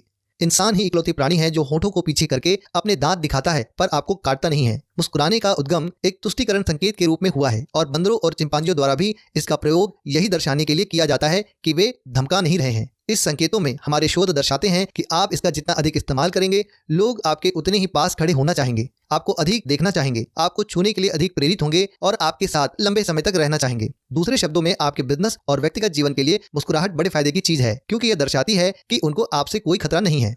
तकनीक 5, क्षेत्रीय सम्मान। हम में से हर एक के शरीर के चारों ओर दूरी का एक बुलबुला होता है, जिसे व्यक्तिगत स्थान, पर्सनल स्पेस के नाम से जाना जाता है। इसकी चौड़ाई जनसंख्या घनत्व पर निर्भर करती है और उस संस्कृति पर भी जिसमें वह व्यक्ति रहता है। उदाहरण के तौर पर, अधिकतर मध्यम वर्गीय लोग जो अंग्रेजी भाषी देशों से आते हैं, उनकी व्यक्तिगत स्थान की आवश्यकता 46 सेंटीमीटर यानी 18 इंच होती है और इसीलिए बिना डर की स्थितियों या सहज सामाजिक स्थितियों में वे 1 मीटर दूर खड़े रहते हैं। चित्र 1, अधिकांश अंग्रेजी भाषी शहरों में खड़े होने की दूरी। यूरोप, भूमध्य सागर और दक्षिणी अमेरिका के कई हिस्सों में व्यक्तिगत स्थान आवश्यकता 30 सेंटीमीटर यानी 12 इंच तक कम होती है। इसका मतलब यह है कि वहां के निवासी एक दूसरे के इतने पास आराम से खड़े रह सकते हैं, जिसे अधिकतर पश्चिमी देशों में घुसपैठ करने वाला समझा जाएगा। चित्र 2, भूमध्य सागरीय देशों में खड़े होने की दूरी। चित्र 2 में अगर दोनों लोग भूमध्य सागरीय देशों से हैं, तो वे इस दूरी पर एक दूसरे के साथ सहजता का अनुभव करेंगे। पर अगर इनमें से एक लंदन का हो और दूसरा रोम का, तो लंदन वासी शायद यह समझेगा कि सामने वाला अधिक प्रगाढ़ता या आक्रामकता का प्रदर्शन कर रहा है। अगर आप किसी के पास खड़े हैं और आप देखते हैं कि हर बार जैसे ही आप उसके पास जाते हैं, सामने वाला थोड़ा पीछे हट जाता है, तो आप दूरी बनाए रखें और उसके अधिक पास जाने का प्रयास न करें। इसके द्वारा वह बता रहा है कि सहजता का अनुभव करने के लिए उसे इतना व्यक्तिगत स्थान चाहिए। एक बहुत संवेदनशील विषय। अंग्रेजी न बोलने वाली कई संस्कृतियों में स्पर्श को संप्रेषण की सशक्त अभिव्यक्ति माना जाता है और इन संस्कृतियों में यह प्रभावी संप्रेषण के लिए आवश्यक होता है। इस तरह के मामलों में आपकी रणनीति बिल्कुल आसान है। जितनी बार आपको छुआ जा रहा है, उतनी ही बार आप स्पर्श को लौटाएं। अगर सामने वाला आपको नहीं छू रहा है, तो आप भी उसे न छुएं। उदाहरण के तौर पर, अगर वह व्यक्ति इतावली या फ्रांसीसी हो और लगातार आपको छू रहा हो, तो आपको भी उसे छूना पड़ेगा, अन्यथा वह यह सोच सकता है कि आप उसे पसंद नहीं कर रहे हैं। तकनीक 6, सफलता के लिए पोशाक। कपड़े आपका शरीर का 90% तक हिस्सा ढकते हैं और इसीलिए आपकी पोशाक का लोगों पर काफी प्रभाव पड़ता है। आपके कपड़ों से आपकी विश्वसनीयता, योग्यता, अधिकार, सामाजिक सफलता व व्यावसायिक स्थिति का अनुमान भी लगाया जाता है। हालांकि इस खंड में हम पोशाक के सभी पहलुओं का विश्लेषण करने नहीं जा रहे हैं, फिर भी मैं आपको उचित पोशाक का फार्मूला बता देता हूँ। इस क्षेत्र में महिलाओं से अधिक गलतियां हो सकती हैं, क्योंकि महिलाओं के पास पुरुषों की अपेक्षा पोशाक की अधिक शैलियां, रंग व डिजाइन होते हैं। हालांकि अधिकांश पुरुषों के पास कम चुनाव मतलब कम कपड़े होते हैं, फिर भी अधिकांश पुरुषों के पास इतनी बुद्धि नहीं होती कि वे मैचिंग का ध्यान रख सकें। आदमी और सर्कस के जोकर में क्या अंतर होता है? जोकर जानता है कि वह अजीब कपड़े पहने हुए है। इसके अलावा 8 में से एक पुरुष लाल, नीले या हरे रंग के प्रति रंग अंधत्व का शिकार होता है। उचित व्यावसायिक पोशाक का रहस्य इस सवाल के जवाब में छुपा है। आपका संभावित ग्राहक आपको किस तरह की पोशाक में देखना चाहता है? उनकी राय में विश्वसनीय, खुशमिजाज, अधिकारपूर्ण, समझदार, सफल और मिलनसार लगने के लिए आपको किस तरह के कपड़े पहनने चाहिए? आपको कौन सा suit, shirt, blouse, tie, skirt, जूते, घड़ी, मेकअप या हेयर स्टाइल चुनना चाहिए? उनकी राय में, आपकी राय में नहीं। याद रखें, आपके संभावित ग्राहक का विचार अधिक महत्वपूर्ण है, इसीलिए उसी के हिसाब से कपड़ों का चयन करें। यह हर इलाके में अलग होता है और जलवायु के मान से पोशाक की शैलियां भी बदलती हैं, पर आप अपने इलाके के सफल लोगों की मानक वेशभूषा के मापदंडों के अनुरूप ही अपनी वेशभूषा चुनें। कुछ लोग कहेंगे, पर रिचर्ड ब्रांसन और बिल गेट्स को देखिए, वे तो ऐसे कपड़े पहनते हैं मानो अभी हवादार सुरंग में से निकलकर आ रहे हों। ये लोग अपवाद हैं, नियम नहीं। अगर हम सब इन्हीं की तरह कपड़े पहनने लगे, तो दूसरे हम पर विश्वास करना या हमारा अनुसरण करना बंद कर देंगे। अगर आप दुनिया के सबसे सफल नेताओं और बिजनेसमैन को देखेंगे, तो आप पाएंगे कि उनकी वेशभूषा स्तरीय होती है और यही सबसे सुरक्षित मानक है। अपनी पसंद या अपने आराम के हिसाब से अपने कपड़ों का चयन करके स्वयं की राह में बाधा खड़ी न करें। अपने संभावित ग्राहक की अपेक्षाओं के हिसाब से कपड़े पहने। अपने संभावित ग्राहक की तरह के कपड़े पहनने से वे आरामदेह तो अनुभव करेंगे, पर इसका अर्थ यह नहीं है कि वे आपका अनुसरण करना चाहेंगे। चैप्टर 5 देह भाषा, बॉडी लैंग्वेज। संकेतों को किस तरह पढ़ें। कई लोग स्पष्ट चीजों को नहीं देख पाते। आप क्या देख पाते हैं? हम में से शायद हर कोई यह जानता है कि उनके व्यवहार से उनका दृष्टिकोण समझा जा सकता है। जब मैंने 1976 में बॉडी लैंग्वेज लिखी थी, तब मुझे भी आभास नहीं था कि दुनिया पर इसका इतना ज्यादा प्रभाव पड़ेगा। इसकी 33 भाषाओं में 40 लाख से अधिक प्रतियां बिकी। हमारे मूल देह भाषा यानी बॉडी लैंग्वेज शोध और उसके बाद हुए अनगिनत अध्ययनों से यह पता चलता है कि आमने सामने की मुलाकातों में आपके श्रोताओं पर आपके संदेश का प्रभाव इस तरह होता है। शब्द समग्र प्रभाव का 7 से 10%, स्वर समग्र प्रभाव का 20 से 30%, देह भाषा बॉडी लैंग्वेज समग्र प्रभाव का 60 से 80%। यह दर्शाता है कि आपके देखने का ढंग, हाव भाव, मुस्कुराहट, वेशभूषा और चलने के तरीके से सामने वाले पर सबसे अधिक प्रभाव पड़ता है। आपके द्वारा प्रयुक्त शब्दों के प्रभाव से 3 गुना अधिक महत्वपूर्ण होता है शब्दों को कहने का आपका तरीका। पढ़ने के 3 नियम। नियम पहला, संकेत समूह को पढ़ना। हर भाषा की तरह देह भाषा भी शब्दों, वाक्यों, वाक्यांशों और विरामों से मिलकर बनती है। हर संकेत एक अकेला शब्द है जिसके कई अलग अलग अर्थ हो सकते हैं। जब आप एक शब्द को दूसरे शब्दों के साथ एक वाक्य में रखते हैं, तभी आप पूरी तरह इसका अर्थ समझ सकते हैं। संकेत जिन वाक्यों में आते हैं उन्हें हम संकेत समूह कह सकते हैं। कभी भी किसी संकेत का अकेला विश्लेषण न करें। उदाहरण के तौर पर सिर खुजाने के कई मतलब हो सकते हैं। डैंड्रफ, पिस्सू, पसीना, अनिश्चितता, भुलक्कड़पन या झूठ, जिसका सही अर्थ उसी समय दिखाई दे रहे अन्य संकेतों पर निर्भर करता है। सही अर्थ समझने के लिए हमारे पूरे संकेत समूह को पढ़ें जो कम से कम 3 संकेतों से मिलकर बना हो। चित्र देखें। पहला, आलोचनात्मक मूल्यांकन संकेत समूह। एक सामान्य आलोचनात्मक मूल्यांकन संकेत समूह दर्शाता है शरीर के सामने एक हाथ, दूसरा हाथ चेहरे पर, अंगूठा ठुड्डी को सहारा देते हुए, पैर आर पार और भौं में चढ़ी हुई। कभी भी अकेले संकेत को पढ़ने का प्रयास न करें। ऐसा नाक में खुजली के कारण भी हो सकता है। पुस्तक के इस खंड में हम संकेतों का एक एक विश्लेषण तो करेंगे, पर सामान्यतः संकेत इस तरह नहीं देखे जाते हैं, वे तो समूहों में दिखते हैं। नियम दूसरा, पृष्ठभूमि का विचार करें। संकेत समूह का विश्लेषण उस पृष्ठभूमि में होना चाहिए जिसमें वे नजर आते हैं। उदाहरण के तौर पर अगर कोई व्यक्ति बस स्टैंड पर अपने हाथ और पैर आर पार बांधकर खड़ा हो, उसकी ठुड्डी नीचे हो और मौसम ठंडा हो, तो इस बात की संभावना अधिक है कि उसे ठंड लग रही है, न कि वह सुरक्षात्मक मुद्रा में है। चित्र 2, ठंडा न कि सुरक्षात्मक। अगर कोई इन्हीं संकेतों का प्रयोग तब करता है जब आप मेज पर उसके सामने बैठकर उसे अपना विचार बेचने का प्रयास कर रहे हों, तो इसी संकेत समूह का आप यह अर्थ निकाल सकते हैं कि वह व्यक्ति परिस्थितियों में आकर शायद नकारात्मक या सुरक्षात्मक रुख अपना रहा है। नियम 3, सांस्कृतिक भिन्नताओं का ध्यान रखें। एक संकेत जो एक देश में एक चीज का प्रतीक होता है, दूसरे देश में वह किसी दूसरी चीज का प्रतीक हो सकता है। उदाहरण के तौर पर चित्र 3 में दर्शाई अंगूठी मुद्रा का अर्थ पश्चिमी देशों में आमतौर पर ओके या अच्छा होता है। इसका ओके अर्थ उन सभी देशों में मान्य है जहां पश्चिमी टेलीविजन कार्यक्रम देखे जाते हैं, और हालांकि पूरी दुनिया में यह अर्थ फैल रहा है, परंतु कई जगहों पर इस मुद्रा का अलग उद्गम और अर्थ भी होता है। चित्र 3, अमेरिकियों के लिए अच्छा, फ्रांसीसियों के लिए 0 और यूनानियों के लिए अपमानजनक। उदाहरण के तौर पर फ्रांस में इसका अर्थ शून्य या कुछ नहीं होता है, जापान में इसका अर्थ पैसा होता है, और कई भूमध्य सागरीय देशों में यह यौन अपमान का संकेत है। मूलभूत देह भाषा के अधिकतर संकेत हर जगह एक से होते हैं। जब लोग खुश होते हैं तो वे मुस्कुराते हैं, जब वे दुखी होते हैं या गुस्सा होते हैं तो वे भौंरे चढ़ा लेते हैं या नाक फुला लेते हैं। सिर हिलाने का अर्थ भी हर जगह हाँ या सकारात्मक होता है, और जैसे पहले ही बताया जा चुका है कि यह संकेत सिर झुकाने का एक तरीका है। मुस्कुराहट शायद जन्मजात होती है, क्योंकि जिन लोगों में बचपन से ही देखने की शक्ति नहीं होती और जो इसे वास्तव में कभी नहीं देख पाते, वे भी इसका प्रयोग करते हैं। मैं इस खंड में देह भाषा संकेतों का एक आसान शब्दकोश प्रस्तुत करना चाहूंगा जो अधिकतर संस्कृतियों में समान है, और ये ऐसे संकेत हैं जो आमने सामने की परिस्थितियों में आपके सर्वाधिक काम आएंगे। महिलाएं क्यों बेहतर समझ सकती हैं। जैसा हमने अपनी पुस्तक Why Men Don't Listen and Women Can't Read Maps में लिखा है, पुरुषों का दिमाग छोटे छोटे शब्दहीन और स्वर संबंधी संदेश समझने के लिए पूरी तरह अनुकूल नहीं होता है। इसीलिए महिलाएं कई पुरुषों को दूसरे की आवश्यकताओं या भावनाओं के प्रति लापरवाह या असंवेदनशील समझती हैं। सार्वजनिक स्थानों पर महिलाएं कई बार पुरुषों से यह कहती हैं, क्या तुमने मेरी आंख का इशारा नहीं देखा था? तुम्हें यह समझ जाना चाहिए था कि मैं पार्टी छोड़कर घर जाना चाहती थी। वह आंख का इशारा बहुत सी महिलाओं को साफ समझ में आ सकता है, पर बहुत से पुरुषों को यह बिल्कुल भी समझ में नहीं आता। पुरुष निष्ठुर नहीं होते, उनका दिमाग ही इस तरह से नहीं बना होता है कि वे देह भाषा के सूक्ष्म संकेतों को पढ़ सकें। जब कोई महिला कहती है कि उसे कोई व्यक्ति समूह के विचार से आहत या असहमत दिख रहा है, तो वह वास्तव में चोट या असहमति देख रही है। उसे यह पता चल जाता है कि किस व्यक्ति की देह भाषा समूह से अलग जा रही है। अधिकतर पुरुषों को आश्चर्य होता है कि महिलाएं किस तरह असहमति, गुस्सा, चालाकी और चोट को देख सकती हैं। ऐसा इसलिए होता है क्योंकि अधिकतर पुरुषों के मस्तिष्क देह भाषा के सूक्ष्म वर्णन पढ़ने के लिए उतने सक्षम नहीं होते जितने कि महिलाओं के होते हैं। इसीलिए आमने सामने की मुलाकात में किसी महिला से झूठ बोलने का प्रयास करना नासमझी होगी। फोन पर ऐसा करने में कम जोखिम है। देह भाषा पढ़ना कैसे सीखें? हर रोज 15 मिनट का समय निकालें, लोगों के संकेतों को पढ़ें और स्वयं के संकेतों के बारे में भी सचेतन जागरूकता विकसित करें। देह भाषा पढ़ने की सबसे अच्छी जगह वह होती है जहां बहुत से लोग आपस में मिलते और चर्चा करते हैं। हवाई अड्डा मानवीय संकेतों के 7 रंगों के अवलोकन के लिए बहुत अच्छी जगह है, क्योंकि वहां पर लोग खुलेआम उत्सुकता, गुस्सा, दुख, खुशी, बेताबी और दूसरी भावनाओं का इजहार संकेतों के माध्यम से करते हैं। सामाजिक समारोह, व्यावसायिक बैठकें और गोष्ठियां भी अध्ययन के उपजाऊ मैदान हैं। टीवी देखना भी सीखने का एक बेहतरीन तरीका है। आवाज को बंद कर दें और केवल तस्वीर देखकर ही यह समझने का प्रयास करें कि क्या हो रहा है। कुछ मिनटों बाद आवाज चालू करके आप यह जांच कर सकते हैं कि आपका शब्दहीन अध्ययन कितना सही है। आपको बहुत अधिक समय नहीं लगेगा जब आप बिना आवाज के पूरा कार्यक्रम देख सकेंगे और क्या हो रहा है यह समझ सकेंगे, जिस तरह की गूंगे बहरे लोग समझ सकते हैं। एक वीडियो कैमरे का प्रयोग करके प्रस्तुति देते हुए स्वयं की फिल्म बनाएं और इसे बिना आवाज के चालू करें और अपने दोस्तों या रिश्तेदारों से अपनी प्रस्तुति का मूल्यांकन करने को कहें। देह भाषा की त्वरित मार्गदर्शिका। यहाँ पर हम सबसे अधिक प्रयोग में आने वाले देह भाषा संकेतों की संदर्भ सूची दे रहे हैं, जो आपकी प्रस्तुति के दौरान सहायक सिद्ध होगी। हाथ बांधना, कुछ विचार और उद्गम। शरीर के सामने हाथ बांधना या शरीर के सामने हाथ आड़े रखना एक असंबद्ध और सुरक्षात्मक दृष्टिकोण दर्शाता है। यह एक जन्मजात संकेत है और 70% लोग अपनी बाईं बांह को दाईं बांह के ऊपर बांधते हैं। इस आदत को बदलना लगभग असंभव सा प्रतीत होता है। इसका उद्देश्य यह है कि किसी भी प्रकार के आक्रमण से दिल और फेफड़ों की सुरक्षा हो जाए, और अधिकतर वानर अथवा वन मानुष भी इसी वजह से इस मुद्रा का प्रयोग करते हैं। चित्र, यह किसी सख्त चने को फोड़ने की तरह है।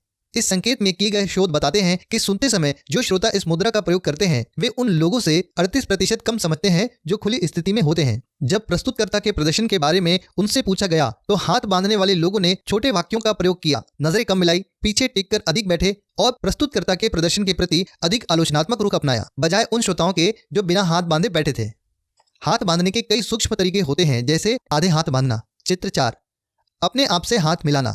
चित्र 5, जो उस स्पर्श का अवशेष है जो आपके घबरा जाने पर आपके माता पिता आपका हाथ पकड़ा करते थे और दोनों हाथों से कोई चीज पकड़ना। चित्र 6, दोनों हाथों से पर्स, ग्लास या फोल्डर पकड़ने का उद्देश्य सुरक्षा का एहसास प्राप्त करना होता है, क्योंकि उस स्थिति में आपके हाथ शरीर के सामने होते हैं। दूसरे हाथों में पहनी अंगूठी, घड़ी या शर्ट के बटन घुमाने से भी वही परिणाम मिलते हैं।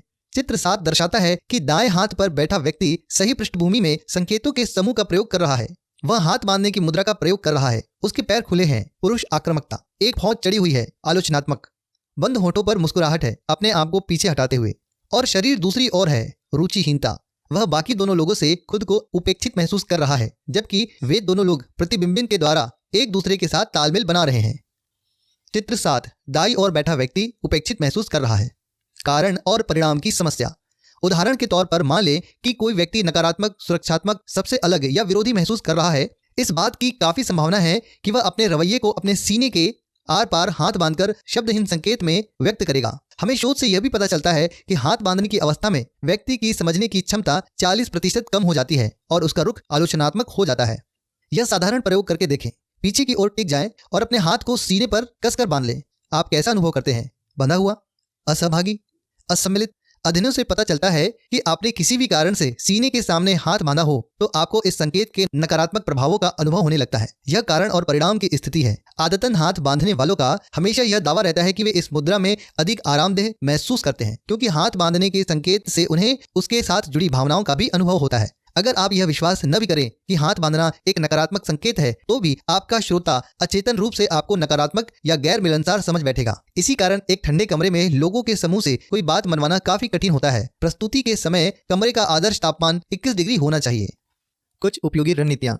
पहला, अपने शब्दकोश में से हाथ बांधने की मुद्रा हटा दें। अगर आपने ऐसा नहीं किया तो आपके श्रोता आपकी बातें पूरी तरह से नहीं समझ पाएंगे। वे आपके प्रति अधिक आलोचनात्मक रुख अपनाएंगे और आपको कम पसंद करेंगे। खुली देह भाषा का प्रयोग करें।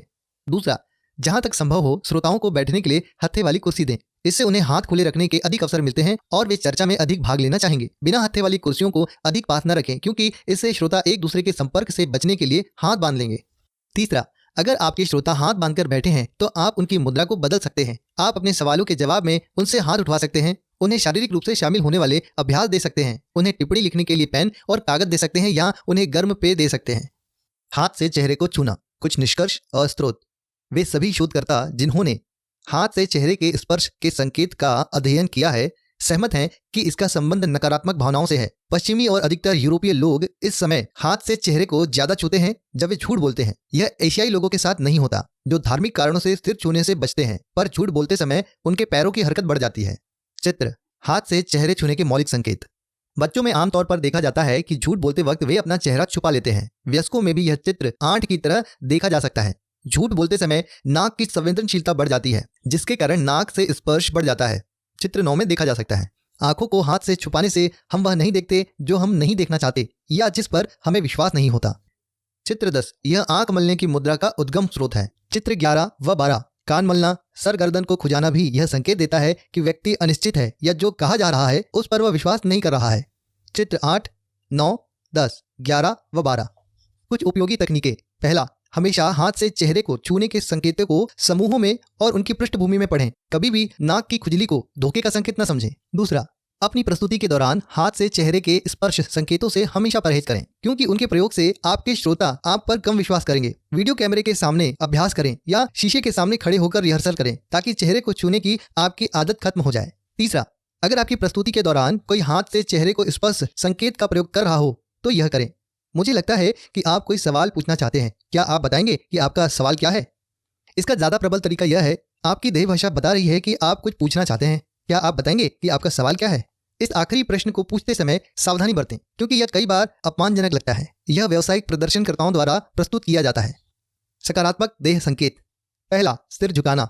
जब हम उस चीज में रुचि लेते हैं जो हम देख या सुन रहे हैं तो हम अपने सिर को एक और झुकाते हैं। अगर आपका संभावित ग्राहक अपना सिर एक और झुकाए हुए हो तो प्रस्तुति जारी रखें। अगर उसका सिर सीधा होता है या इधर उधर हिलने डुलने लगता है या उसका सिर उसके सीने पर गिर जाता है तो उसका ध्यान अपनी ओर दोबारा खींचें या बातचीत की दिशा बदलें। दूसरा, गाल पर हाथ रखना। यह आपकी प्रस्तुति का सकारात्मक मूल्यांकन दर्शाता है। हाथ गाल पर टिका रहता है पर सिर को सहारा नहीं देता। उंगली सामान्यतः कनपट्टी को छूती है। यदि सिर हाथ के सहारे टिकने लगते तो इसका यह मतलब है कि श्रोता की रुचि घट रही है। तीसरा, चश्मे की नोक चूसना। कोई व्यक्ति पेन, पेंसिल या अपने होंठ भी चूस सकता है। यह मूल्यांकन का एक तरीका है और तब देखा जाता है जब व्यक्ति किसी निर्णय पर पहुंचने का प्रयास करता है, परंतु यह निर्णय लेने से रोकने का भी लक्षण हो सकता है, क्योंकि उसके मुंह में कोई चीज होने के कारण वह जवाब देने की आवश्यकता महसूस नहीं करता। चौथा, सामने झुकना। हम उन लोगों या वस्तुओं के नजदीक आते हैं जो हमें रोचक या आकर्षक लगते हैं। इसे शुरुआत करने वाले व्यक्ति की स्थिति न समझ लें, क्योंकि दोनों ही एक जैसे दिखते हैं, परंतु उसके दोनों हाथ घुटने पर रहते हैं और ऐसा लगता है जैसे आदमी दौड़ लगाने वाला हो, शायद दरवाजे की ओर। पांचवा, मीनार। यह संकेत एकाकी संकेत की तरह पढ़ा जा सकता है और इससे एक ठंडे किंतु विश्वासपूर्ण रवैया का पता चलता है। सवाल यह है कि वह विश्वास किसके प्रति है। क्या विश्वास आपके साथ चलने के बारे में है या विषय पर अपने स्वयं के ज्ञान पर विश्वास है? क्या यह उन्होंने पहले कहीं सुन रखा है? जिस पृष्ठभूमि में इसका प्रयोग किया जाता है उसी से इसका सही जवाब मिलता है। छठवां, बाहर झांकते अंगूठे। कोट की जेब, पैंट की जेब, गिरेबान के मोड़ में से अंगूठे बाहर निकल सकते हैं। बाहर निकले अंगूठे से श्रेष्ठतापूर्ण रुख का संकेत मिलता है, विश्वासपूर्ण और ठंडा, जो मीनार की तरह का संकेत होता है। अपने श्रोताओं के सामने इस संकेत का प्रयोग करना समझदारी नहीं होगी, क्योंकि इसे घमंडी या अक्खड़ व्यवहार माना जा सकता है। सातवां, दोनों हाथ सिर के पीछे। ऐसा आमतौर पर पुरुष करते हैं, जिससे यह संप्रेषित होता है, मैं इसके बारे में सब कुछ जानता हूँ, मुझे सब मालूम है। आप इस व्यक्ति से इस तरह का सवाल पूछ सकते हैं, मुझे लगता है कि आप इस बारे में कुछ जानते हैं, क्या आप मुझे अपना अनुभव बताना चाहेंगे? इसका परिणाम या तो सहयोग या फिर वाद विवाद होगा, जो इस बात पर निर्भर करता है कि संकेत किस पृष्ठभूमि में दिया गया है। नकारात्मक देह संकेत। पहला, आलोचनात्मक मूल्यांकन। यह संकेत काफी इस्तेमाल होता है और इससे श्रोताओं के आलोचनात्मक विचारों का प्रदर्शन होता है। तर्जनी उंगली गाल के ऊपर टिकी रहती है, अंगूठा ठुड्डी को सहारा देता है और मध्यमा उंगली या तो मुंह पर या मुंह के आसपास होती है। आपका विचार क्या है? इस तरह का सवाल उस व्यक्ति की भावनाओं को सामने ला सकता है। दूसरा, काल्पनिक रोआ चुनना। काल्पनिक रोया चुनना यह बताता है कि जो कुछ भी कहा जा रहा है व्यक्ति उससे असहमत है। जब वह व्यक्ति काल्पनिक फाहा या रोया चुन रहा होता है तो वह दूसरी ओर देखने लगता है। इस तरह के व्यक्ति से मुझे लगता है आप कोई प्रश्न पूछना चाहते हैं जैसे सवाल पूछना ठीक रहेगा। तीसरा, कॉलर खींचना। जब कोई चुपचाप गुस्सा होता है, विचलित होता है या धोखा देता है तो उसकी गर्दन में सनसनाहट या झुंझुनी का एहसास होता है। इस परिस्थिति में उस व्यक्ति की इच्छा होती है कि वह गर्दन से कॉलर को खींचकर अलग कर ले। इस तरह के व्यक्ति से यह सवाल पूछना ठीक रहेगा। इस बारे में आपके क्या विचार हैं? चौथा, गर्दन में दर्द। यह अभिव्यक्ति पूरी तरह बताती है कि यहाँ क्या हो रहा है। बढ़ते हुए तनाव या बढ़ती हुई कुंठा के कारण आदमी अपनी गर्दन के पिछले हिस्से को सहलाता या ठोकता है ताकि वहां उठ रही झुंझुनी के एहसास को शांत किया जा सके। यह एहसास तब होता है जब कोई शब्दशः आपकी गर्दन में दर्द पैदा करता है। यह गर्दन में छोटी इरेक्टा पिलर मांसपेशी की गतिविधियों के कारण पैदा होता है। पांचवा, मंद मंद आंखें झपकाना। यह चिढ़ाने वाला संकेत उस व्यक्ति द्वारा दिया जाता है जो खुद को आपसे बेहतर, समझदार, अमीर या स्मार्ट समझता है। इसके साथ ही ऐसे व्यक्ति अक्सर अपने पैरों के तलवे को उठाकर अपना कद बढ़ाने का प्रयास भी करता है। दिमाग जब कोई चीज नहीं देखना चाहता तो वह आंखों को बंद कर लेता है। हो सकता है वह व्यक्ति आपको हिकारत की नजर से देख रहा हो। छठवां, कुर्सी पर पैर रखना। इसके कई अर्थ होते हैं। पहला यह कि व्यक्ति आरामदेह है और आत्मविश्वास से पूर्ण है, विशेषकर जब वह कुर्सी उसकी न हो। दूसरी ओर यह उसकी क्षेत्रीय सीमा का संकेत भी हो सकता है, क्योंकि वह कुर्सी के ऊपर पैर रखकर उस पर अपना हक जता रहा है। समग्र रुख आरामदेह उदासीनता का संकेत है। सातवां, कुर्सी पर पैर फैलाकर बैठना। यह विशेष तौर पर एक पुरुष संकेत है, क्योंकि यह अधिकार या श्रेष्ठता का संदेश प्रेषित करता है। कुर्सी की पीठ संभावित खतरे की रक्षा करती है और पैर फैलाना पुरुष का प्राचीनतम अधिकार संकेत है। जो आदमी इस स्थिति में हो उससे कभी बहस न करे, इसके बजाय उसे चर्चा में शामिल करे और कुर्सी सीधी करके बैठने के लिए कहें। आठवां, धीमे धीमे हाथ मलना। हाथ मलने की गति से व्यक्ति की संभावित भावनाओं का पता चलता है। तेजी से हाथ मलने वाला व्यक्ति किसी बात के परिणाम के प्रति रोमांचित अनुभव करता है। धीमे धीमे हाथ तब मले जाते हैं जब उस व्यक्ति को चर्चा में लाभ होने या पैसे मिलने की आशा होती है। एक सामान्य संकेत समूह। इस दृश्य में दाईं ओर बैठी महिला ने आलोचनात्मक मुद्रा अपना रखी है और बाईं ओर बैठा आदमी खुली हथेलियों का प्रयोग करके और आगे की ओर झुककर उससे बातें करने का प्रयास कर रहा है। केंद्र में बैठा व्यक्ति मीनार संकेत का प्रयोग कर रहा है और अपने आक्रामक पैर की स्थिति से विश्वासपूर्ण और आश्वस्त रुख प्रदर्शन कर रहा है। आखिरी शब्द।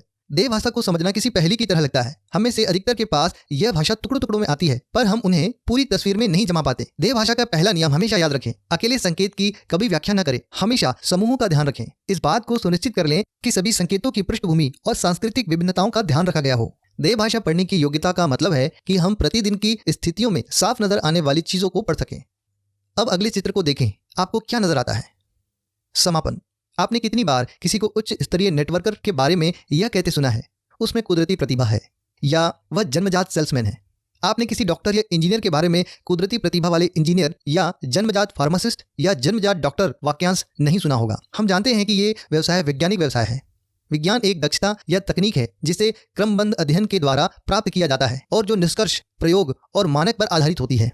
उच्च स्तरीय नेटवर्क कार्यकर्ता कुदरती प्रतिभा वाला या जन्मजात नहीं होता। उच्च स्तरीय नेटवर्किंग एक विज्ञान है, एक सीखने की कला है जो दूसरे विज्ञान की ही तरह है। यह पुस्तक आपको कई सशक्त तकनीकें प्रदान करती है और यह सिखाती है कि आप इसका किस तरह प्रयोग कर सकते हैं, किस तरह अपनी प्रगति को माप सकते हैं या उसमें सुधार कर सकते हैं और लोगों से बात करते समय किस तरह से ध्यान दे सकते हैं। नेटवर्किंग का विज्ञान यह सीखने वाली कला है जिसमें दूसरे विज्ञानों की तरह ही पूर्ण निष्ठा, लगातार मेहनत और सतत अभ्यास की आवश्यकता होती है। सफलता की यात्रा में नेटवर्क कार्यकर्ता के सामने उत्पन्न होने वाली सबसे बड़ी चुनौतियों में से एक है नकारात्मक प्रतिक्रिया के प्रति अति संवेदनशीलता। जब आप इस पुस्तक में दी गई तकनीकों का प्रयोग करते हैं तो आपकी समझ में आएगा कि हर हाँ आपके लक्ष्यों को प्राप्त करने की दिशा में एक सकारात्मक कदम है। आपके औसत को बनाए रखने में आपके सामने यह बार बार सिद्ध होता रहेगा। यह पुस्तक कैसे करें के रहस्य बताती है, जो कईयों के लिए सबसे बड़ी बाधा है। अब बाकी आप पर है। नेटवर्क मार्केटिंग बिजनेस बिना शोर शराबे या विज्ञापन के लगभग रातों रात विकसित हुआ है और अंततः यह सबसे बड़ा बिजनेस सिस्टम बन सकता है। इसकी सफलता वितरण तंत्र पर निर्भर करती है जो पूरी तरह अपने सदस्यों के उत्साह के बलबूते पर ही चलता है। यह मनुष्य के दिमाग द्वारा सोचे गए सर्वाधिक महत्वपूर्ण और व्यापक अवसरों में से एक है। इस पुस्तक में आपको ऐसी कई कुंजी मिलती है जिसमें आप इस तंत्र के खजाने के तालों को खोल सकते हैं और आप सफलता की ओर तेज गति से आगे बढ़ सकते हैं। इस पुस्तक में बताई गई हर बात आजमाई हुई है, इसका परीक्षण किया गया है और इसके तत्काल परिणाम मिलते हैं। हर चीज काम करेगी बशर्ते कि आप काम करें। सफलता की चोटी पर पहुंचने के लिए अब किसी बहाने की गुंजाइश नहीं है, इसलिए अपने लक्ष्य बनाएं और उनकी ओर बढ़ें। Allan piece.